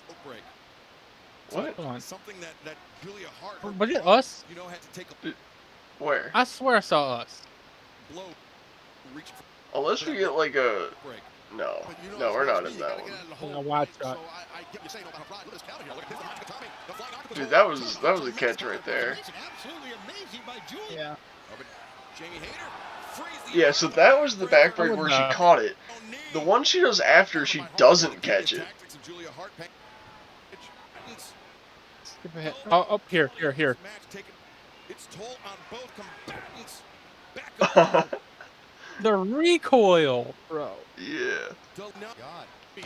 Find the other back break though. Oh. Yeah, wait, right there, I think. She did not catch that at all. Her feet were off the ground.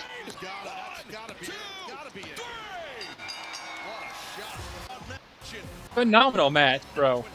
Oh, we're also in the speech. There's a scene where it like goes by her ass, and then we like peek out on the right side. It's like 10 seconds into her speech.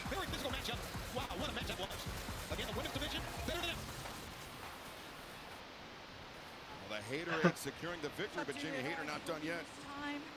Use an attempted murder. Murder. Fancy that today? God, there we are! There we are! No, I'm not one to come out here and butter someone else's bread. That's not how I operate. But I have a very heavy respect for women like you who do what they want to do. No matter what anyone says, you move to the beat of your own drum. Whether that's spitting crap in my face or trying to kill me with an arrow. No matter if you have a million people I mean, man. behind you, two big I'm men trying to get a standing right next to you, or as you are now, all alone, with no one beside you. You're still a tough bitch. Quite a speech, You man. win one, I win one. Fantastic. And when you want number Fantastic. 3, you got it. Shout out to both of them, man. Major shout out to Jamie Hayter, though. That ass was incredible. Fantastic match. The triple German suplex, the double backbreak, Mm-hmm. The recoil. that octopus grab thing, that The like recoil. that like launched back onto Julia, the recoil.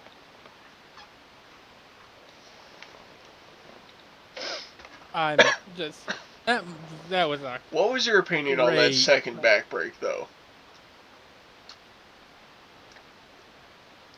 That, like, you could see that kind of caught her off guard, because she went up, feet straight into the air, and then just back first straight onto her knee, like, and then you see, like, Hey. like, oh, fuck, like, you can tell she was hurting right there. She probably, you know, let it go to 3 on purpose right after that, just because of how bad that hurt. Yeah. I mean, that was a great match, though. I love that. Yeah.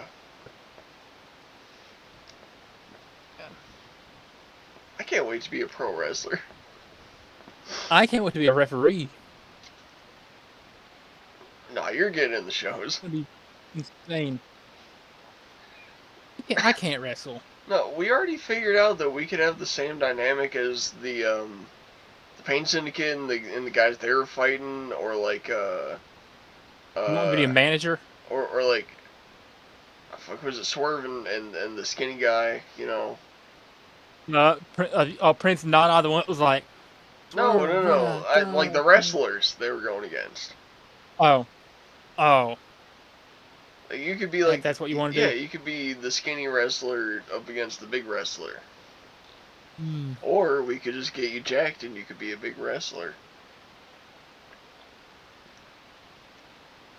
I don't want to be jacked, but you know, we'll see what happens. Everyone that hasn't worked out or that's new to working out is like, oh, I don't want to get that big. I don't want to be all bulky. I just want to get toned and look nice. And then you put on... I just want to be part of your symphony. And then you put on a little bit of muscle. And you see the potential you got. And you go, man, I look like a bitch right now. I need to get bigger. And you'll start putting down another 1,000 calories a day. Start putting on 20 more pounds every time you're working out. And then all of a sudden you're going to get a little bigger. You're going to be a little more muscular. And after a couple years, you're going to look like those guys. I mean, that's what I'm working for. Like, I'm, 4 years into it, and I'm getting there. I thought about this before the show. I wanted to ask you. As you being a slightly smaller statured person, do I have a large presence about me?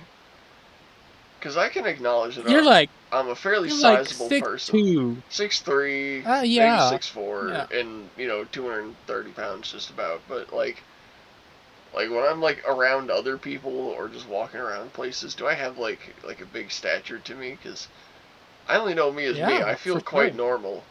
But as you being, I would say, a smaller, more normal sized person, is it noticeable? Very noticeable. Okay, because I don't feel like it is, because I just feel like normal size me, because I've only been me. I don't have other perspectives to like see that as.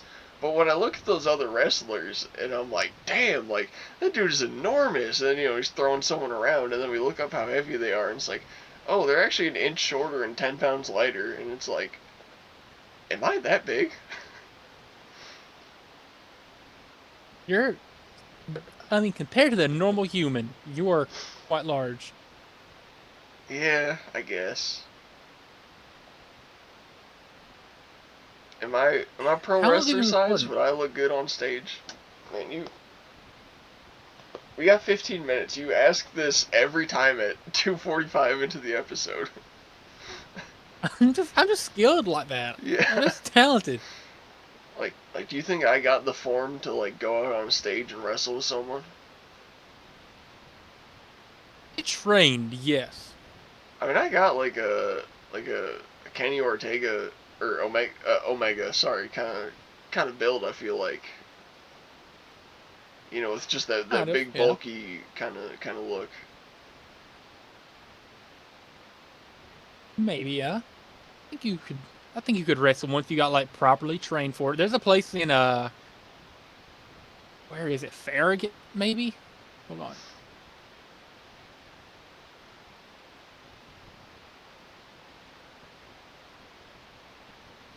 No, it's in La Follette. I don't know why I thought it was in. Not that far. It's in La Follette. It's It's not too far. Yeah, it's Jacobs Pritchard Wrestling Academy. So the dude that's mayor of Knox County, Tennessee right now, the one that used to be a wrestler, Yeah. he's part owner in it, and the guy that also co-owns it was another like wrestling producer dude. So it's like two dudes who have been working in wrestling for decades. Do you want to go? Run a wrestling company.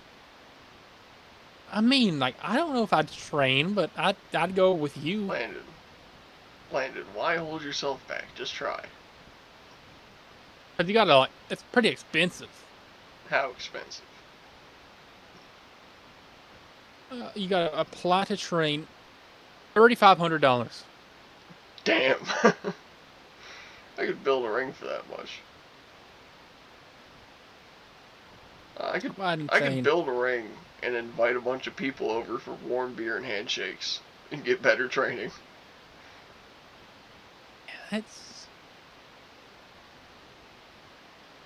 Is that a worthy investment? Yeah.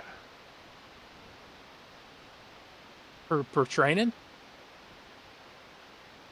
Yeah, building your own ring and getting a bunch of rednecks over to I'm saying for training. Oh, for like the course? Right. Oh no, I feel like that's a ripoff. $3,500 bucks to beat up some dudes? No, it should be like a quarter of that. In-ring training. I mean, Let's see how long I'd pay like $1,000 to have a professional wrestler train me for a week on how to get into AEW. What do you get? Training for 5. Okay, training. Did I not? Wait. Can I not? Okay, here we go. Training for 5 days a week. One of the 5 days will be for promos. After 10 to 12 weeks, you will receive a certificate of completion. So for 10 to 12 weeks, 5 days a week, for $3,500. Okay, that's not that bad. I mean, if you want to go to La Follette every single day for 3 months. I really don't. Actually, it's kind of a big commitment. But it is tempting. I mean, I think I'd rather wait for Sean to give the go-ahead on at FWC and I'll just like build a ring. We'll just get it going. We'll just start from the ground up, I don't feel like I need training, man. I've done so much acrobatics. I've been in gymnastics since I was a kid. I've had trampolines, done all kinds of flips. You gotta know how to take the bumps and know how to properly deliver moves. And know how not to kill somebody, know how to call a match. If there's one thing I've learned in almost 20 years of going 10 feet up in the air on trampolines, doing all sorts of flips and twists, it's how to comfortably take a fall in any direction from any height. I got that down pat. You cannot hurt me with fall damage. As far as, you know, like giving the blows to people, I don't think it's that hard, honestly. Like, I'm pretty strong. I could pick someone up and relatively control where they go pretty easy, you know, with just maybe like a little practice session with someone beforehand, just like get used to their weight. I know that I wouldn't throw them like too close or too far to something. Like, as long as there's a I feel general like you'll be working collaborative with. effort between me and whoever I'm with, I think within like an hour of practicing with each other, we'd have it down pat, like perfect. I feel like you'll be working with Sean a lot. Honestly, that would be a lot of fun. I could definitely throw Sean around. By the way, I gotta make one more run Right outside. before you do that, Entertain though, them. imagine, imagine me doing the swerve triple German suplex on Sean. I'd pay money to see that. I'd pay money to do that. Enjoy your piss. I will. Alright, we're gonna take another dab for as long as he's gone.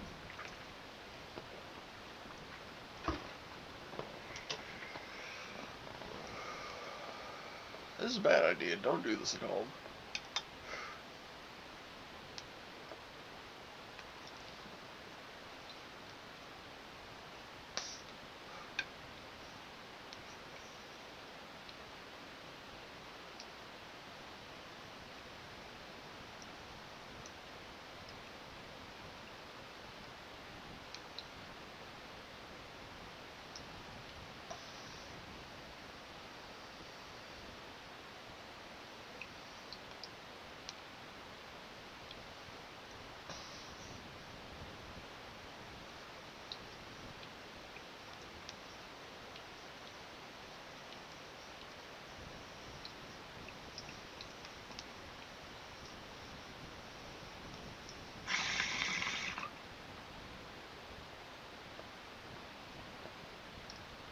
Okay, did I miss anything?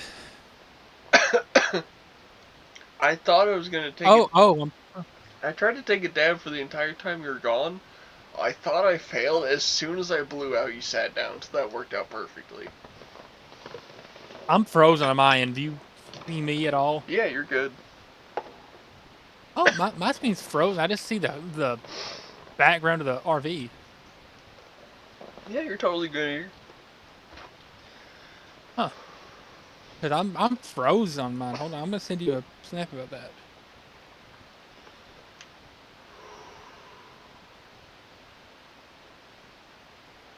I love marijuana. This is what I'm looking at right now, Thomas. Can't wait to see it. I it's frozen.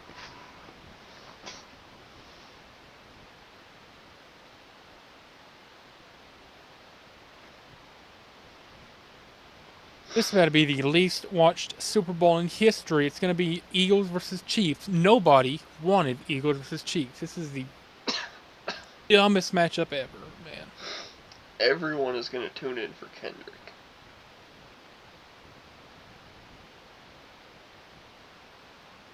The Chiefs again, man. It's the Kansas City Queefs. Yeah.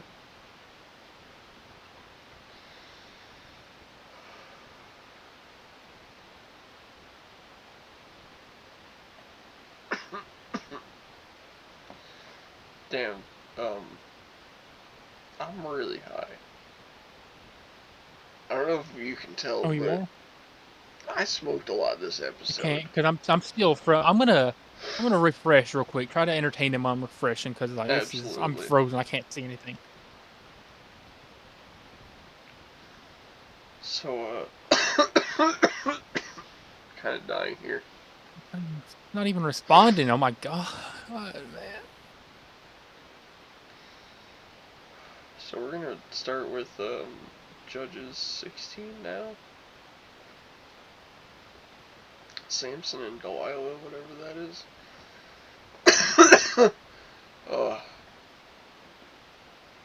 One day Samson went to Gaza, where he saw a prostitute.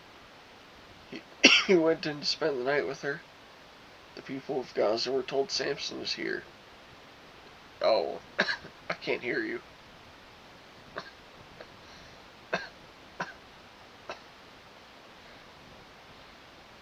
Don't worry, I'll let you know when you come back.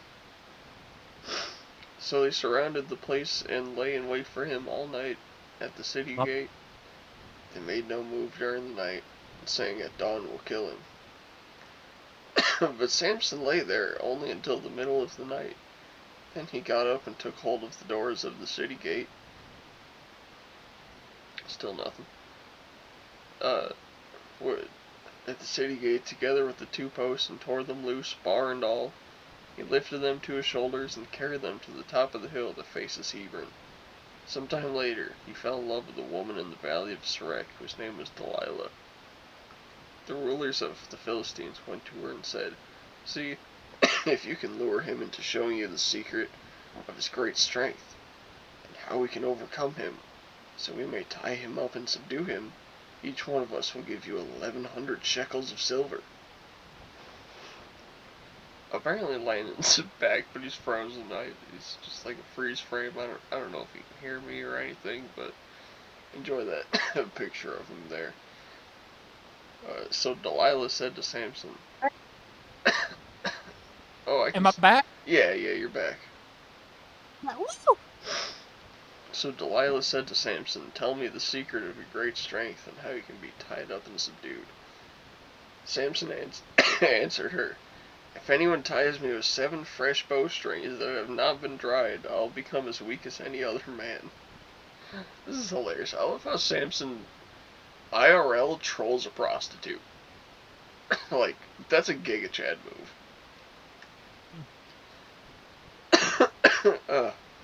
Anyways.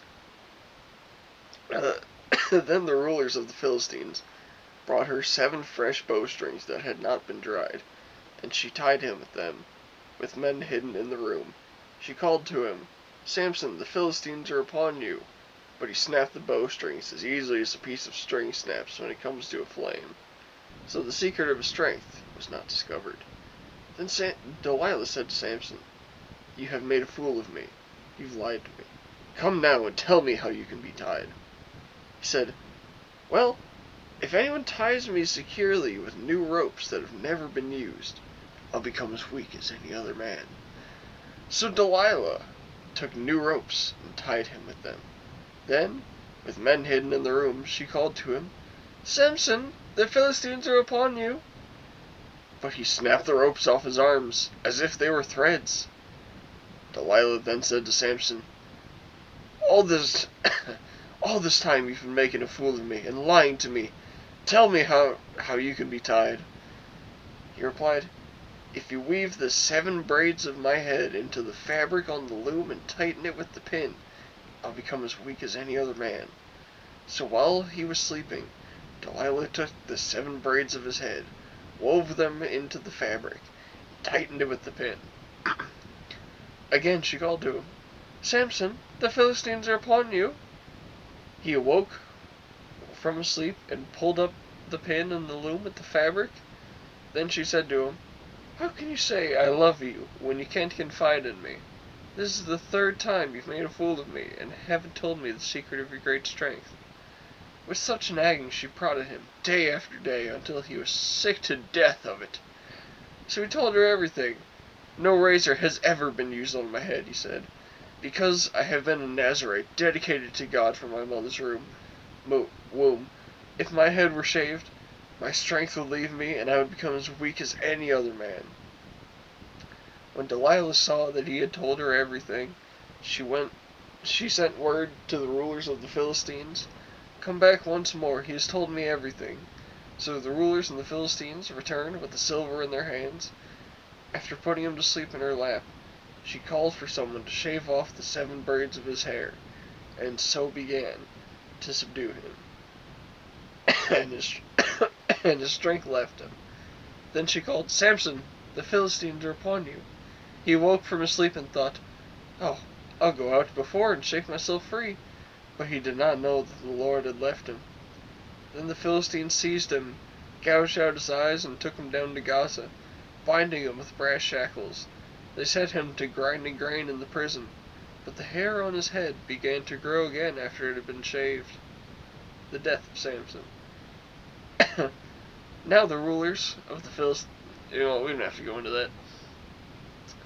Point is, Samson got his strength from not cutting his hair, right?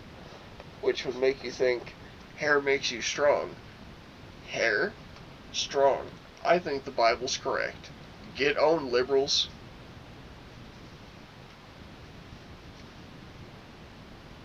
Got anything to say about that?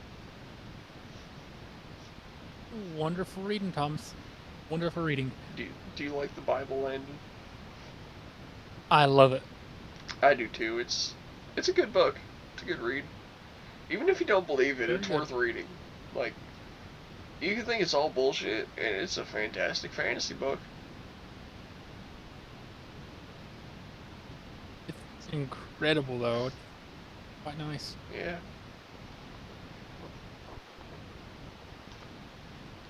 Yeah, I like Samson, man. He's cool. Samson's pretty dope. I like Noah because he was like, you listen, I'm gonna flood the earth, build a giant boat, get every single animal like to ever exist on there, and Noah's just like, aight. And him and his son was cranking out a giant boat and had like every single animal ever on there. The first Giga Chad was Noah. I just can't believe that Steve Carell also did that.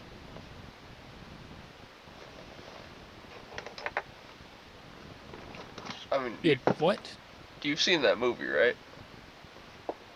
No.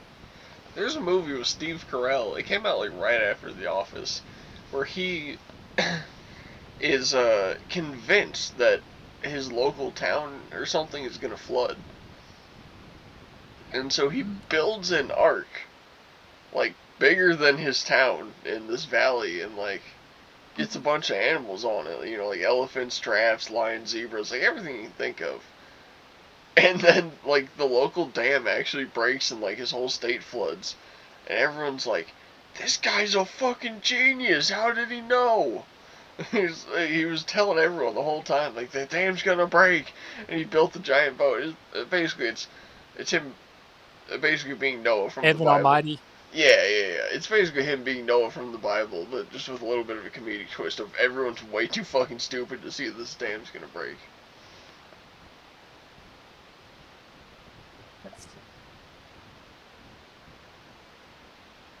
That sounds like an interesting movie, though. It's pretty good. It's better than 40-Year-Old Virgin, I'll tell you that.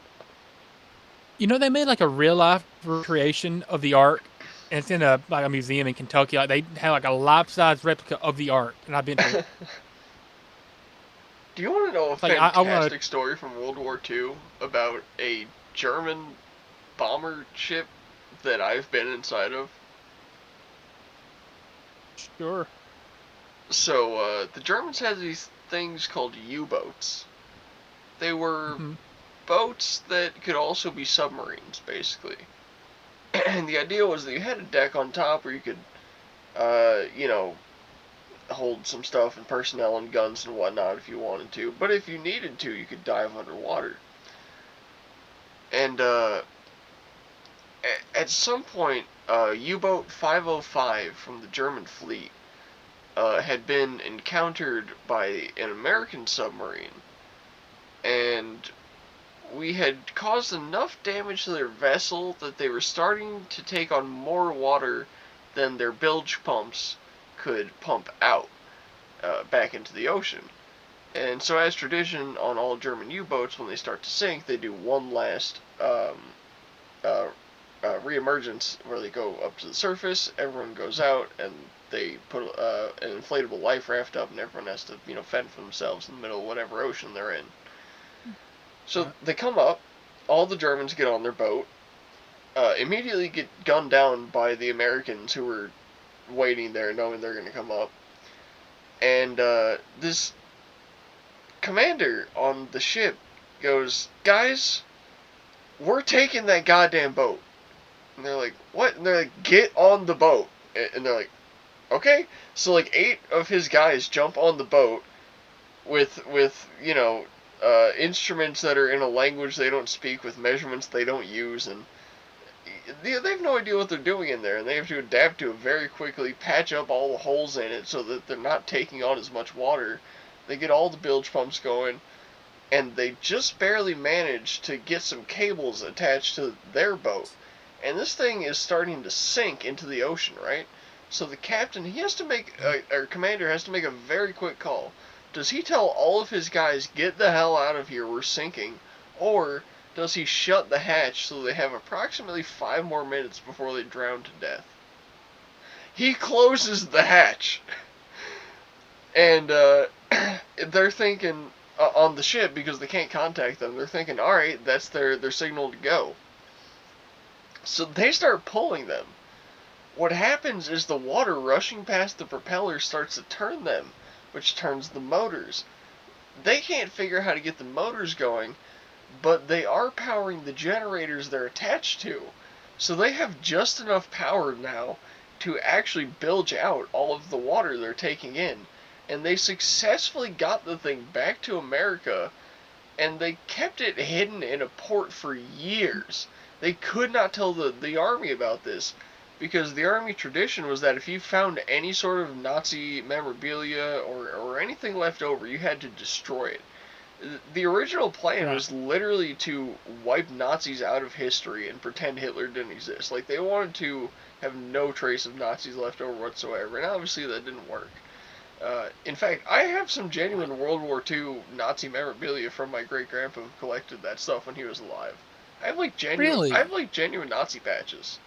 And, you know, like, it's not like a political thing or anything. It's like, I have a piece of history. That's cool. Right. You know? Right.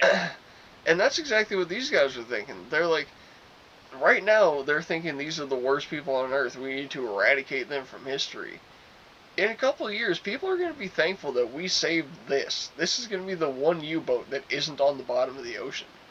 So they brought it back to a port, and 20 or 30 years later, called up, like, the mayor of Chicago and said, how much will you give us for this boat?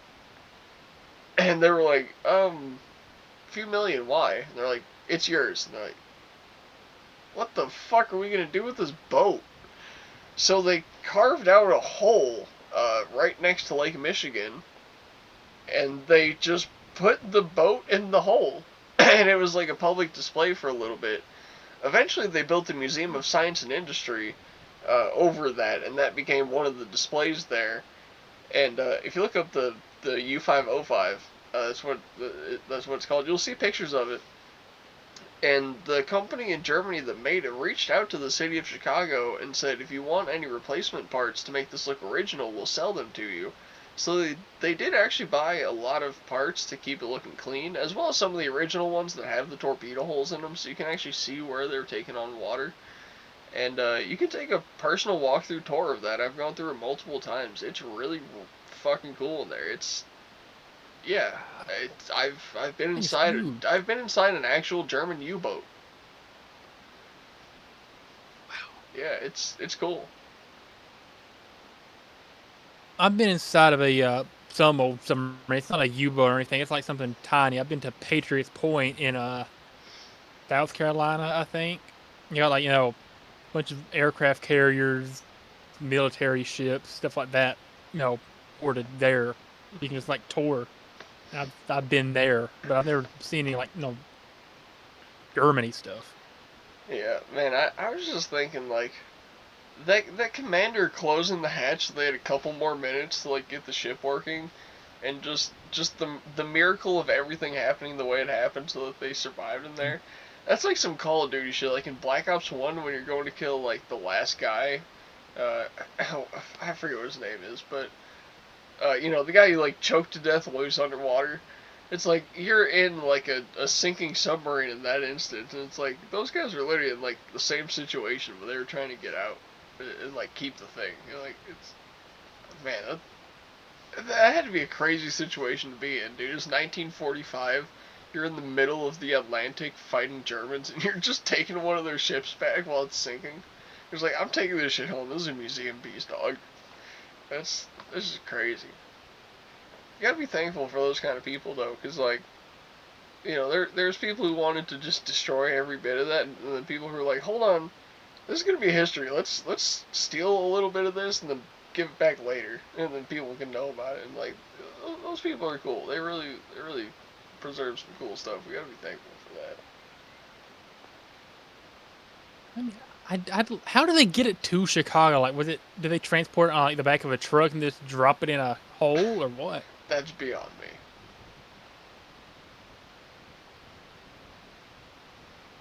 I gotta never thought about that part, did you? No. I would imagine they probably had it like on a cargo ship that was like big enough to carry it, and then just like used a crane Right. to like pick it up, bring it across the street, and drop it in the hole. Because it's literally like 100 feet away from the water. Like if you had a crane, you could like pick it up and put it in that hole. So it's okay. So it's close enough to a body of water that can fit a cargo ship. So like, all right, here's Lake Michigan, here's Lakeshore Drive, here's the Museum of Science and Industry, and here's the U505. Okay, I got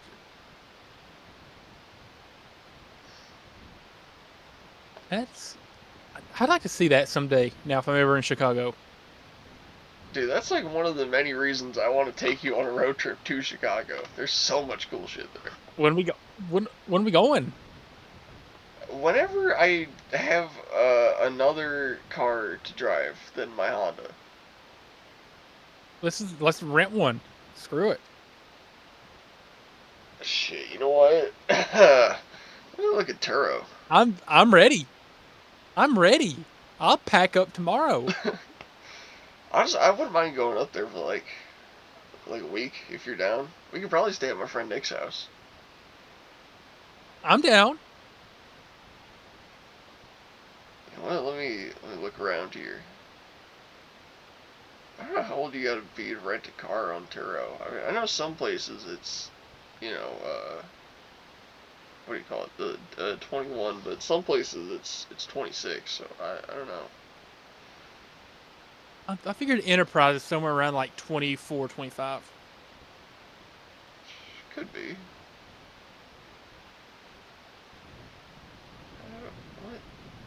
What? Oh.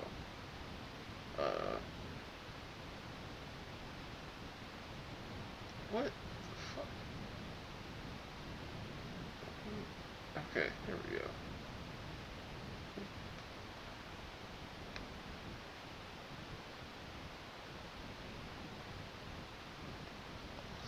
Alright.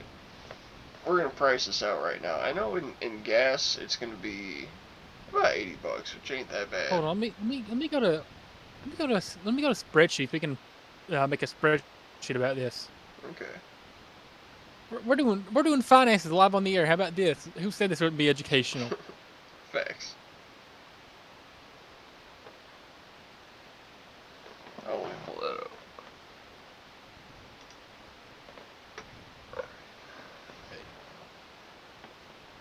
So I've never done spreadsheets. So we're doing this. This is a live test here of how to do a spreadsheet. Here we go. Okay, so I think we'll call this okay, so top can be blank. So we'll call this gas, I guess. I don't know. Yeah. Food, gas, food. What other expenses would there be? Entertainment, events and stuff. Car rental, entertainment. And then I feel like that encapsulates everything we need. So I don't know if I'm doing this right. And then here we'll have like. So would you care about what kind of car we take up there?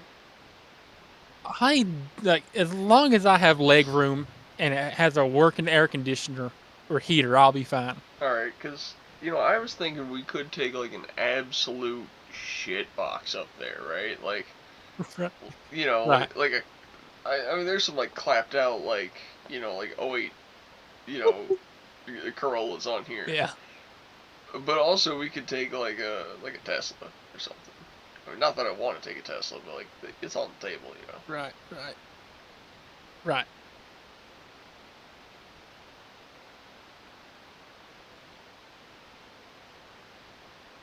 Okay.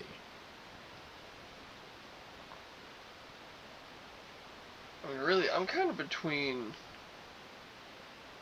There's a 2012 Civic.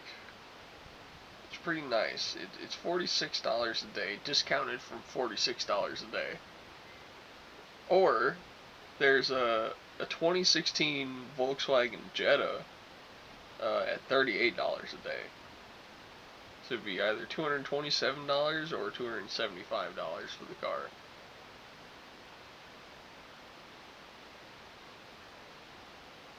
You thinking like 5 days would be how long the trip would be, or 6 days? Yeah, I'm looking at if we went from February 8th to 14th, which is 6 days, 5 days. 8, yeah. 12, 13. Okay, so that'd be 7 days. Okay.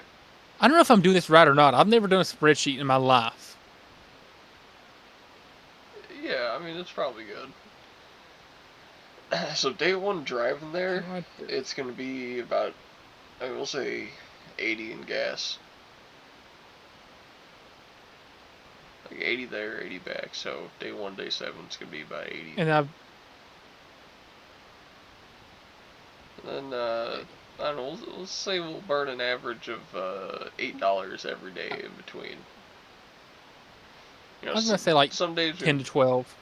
Yeah, we can do 10, because like some days we might not burn some at all, some days we might burn 20, so it might average out to like 10 a day.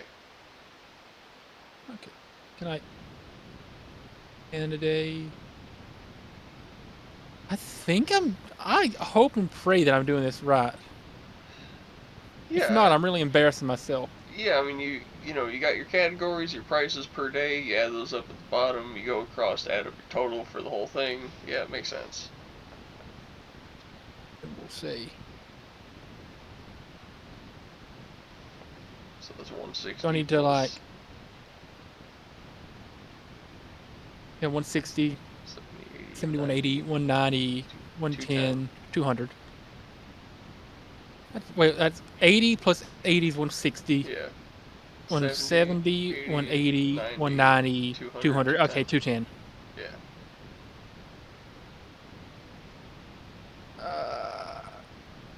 I thought there was a way to make it do the math for you. There definitely is. Food, let's say we eat cheap, call it, $20 a day. 30 bucks a day, maybe. Yeah, I think 20. That's how many meals we're doing. Yeah, 20's fair. It's probably. I'm just gonna. Like honestly, we could go a lot cheaper. I could live in Walmart pretty cheap, probably like $5 a day if I'm being frugal. But we'll overestimate just to see if we're comfortable spending that much. Right. Can I not? Just copy and paste. This is the most first. That's what I'm trying to do. But it took away my pace. It's just Control C, Control V. Yeah, but it wouldn't let me Control V a minute ago. That's so 140. 2, 4, 6. It's just 2 times 7. I was trying to do that. Yeah. Yeah, I'm not good with math. I'm not either. I just figure out ways to simplify it. And what's a car rental per day? Well, here's the thing. If we got a BMW i3, it would be $34 a day, which comes out to $206 for the whole trip, right? If we get a BMW i3, it's electric, which means we would have to stop, in the case of the BMW i3, roughly, I believe it's every like 130 miles to charge up, which takes like 2 hours or 3 hours. Okay. And it's a 664 mile drive to my friend's house. So we'd have to stop Right. about 6 times on the way there. God. If we skip that and we take the So- Volkswagen Jetta, it'll be $227, which is $38 a day. And then it'll take $38 a day. And then it'll take exactly 12 hours to get there. Okay, so $38 a day. Yeah, it's 227. Let's see here.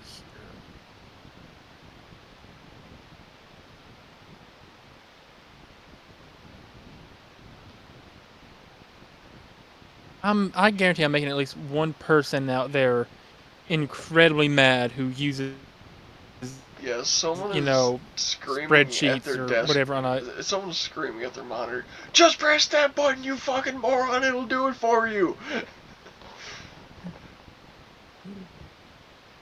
Okay, then entertainment. What are we thinking here? Okay, day one, obviously nothing because it's where did travel you day. get 266 from? It's I 220. did 38 times 7. I did 38 times 7. This is 227, excluding tax and fees on here. You know, I guess that'd be Excluding tax and Did fees. you add tax Yeah, into it? including tax and fees. Okay, we'll just say Let's just say 300. we'll just say approximately 300. There we go. Approximately 300. Let's say one night. Okay, Let's say one night we spend like Day 25 bucks each on some tickets to the show. That's like 50 bucks.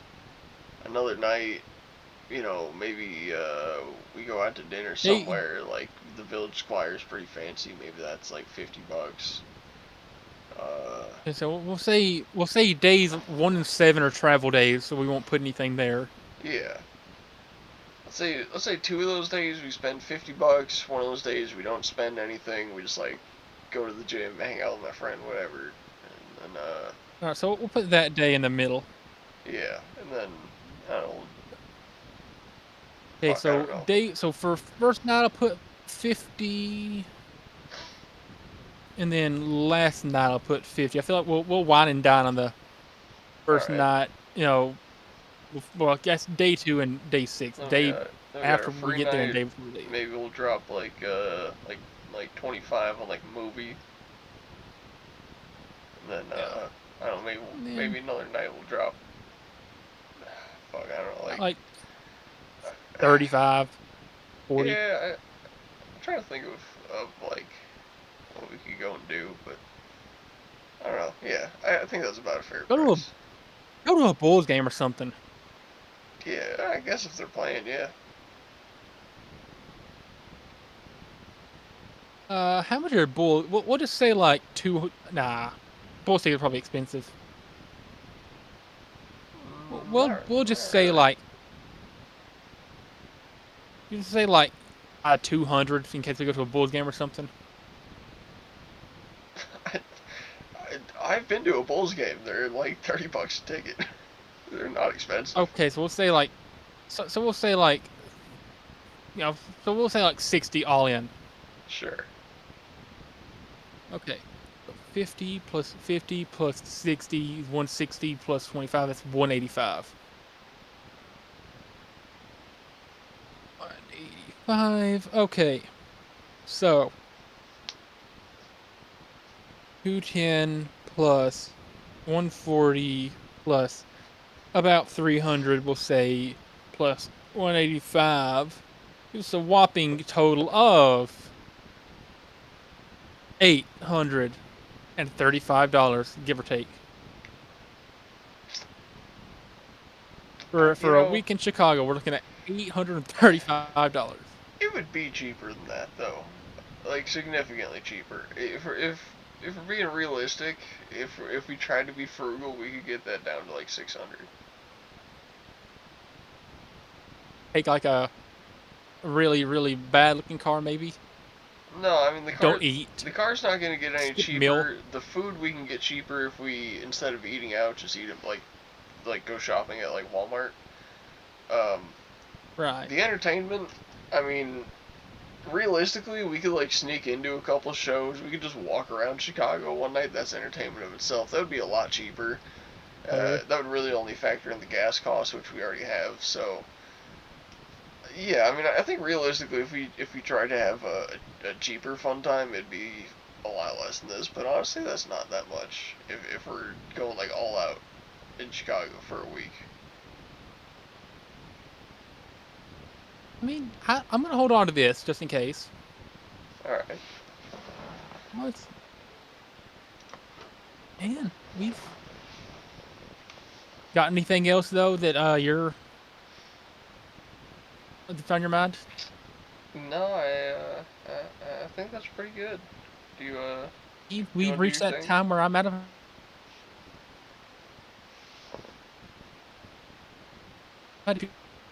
You're I'm gonna be honest.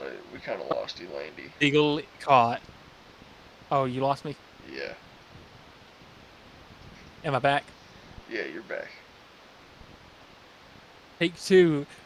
Remember to use your signals. Tip your waiter unless they suck. Also remember, it's only illegal if you get caught. Nice.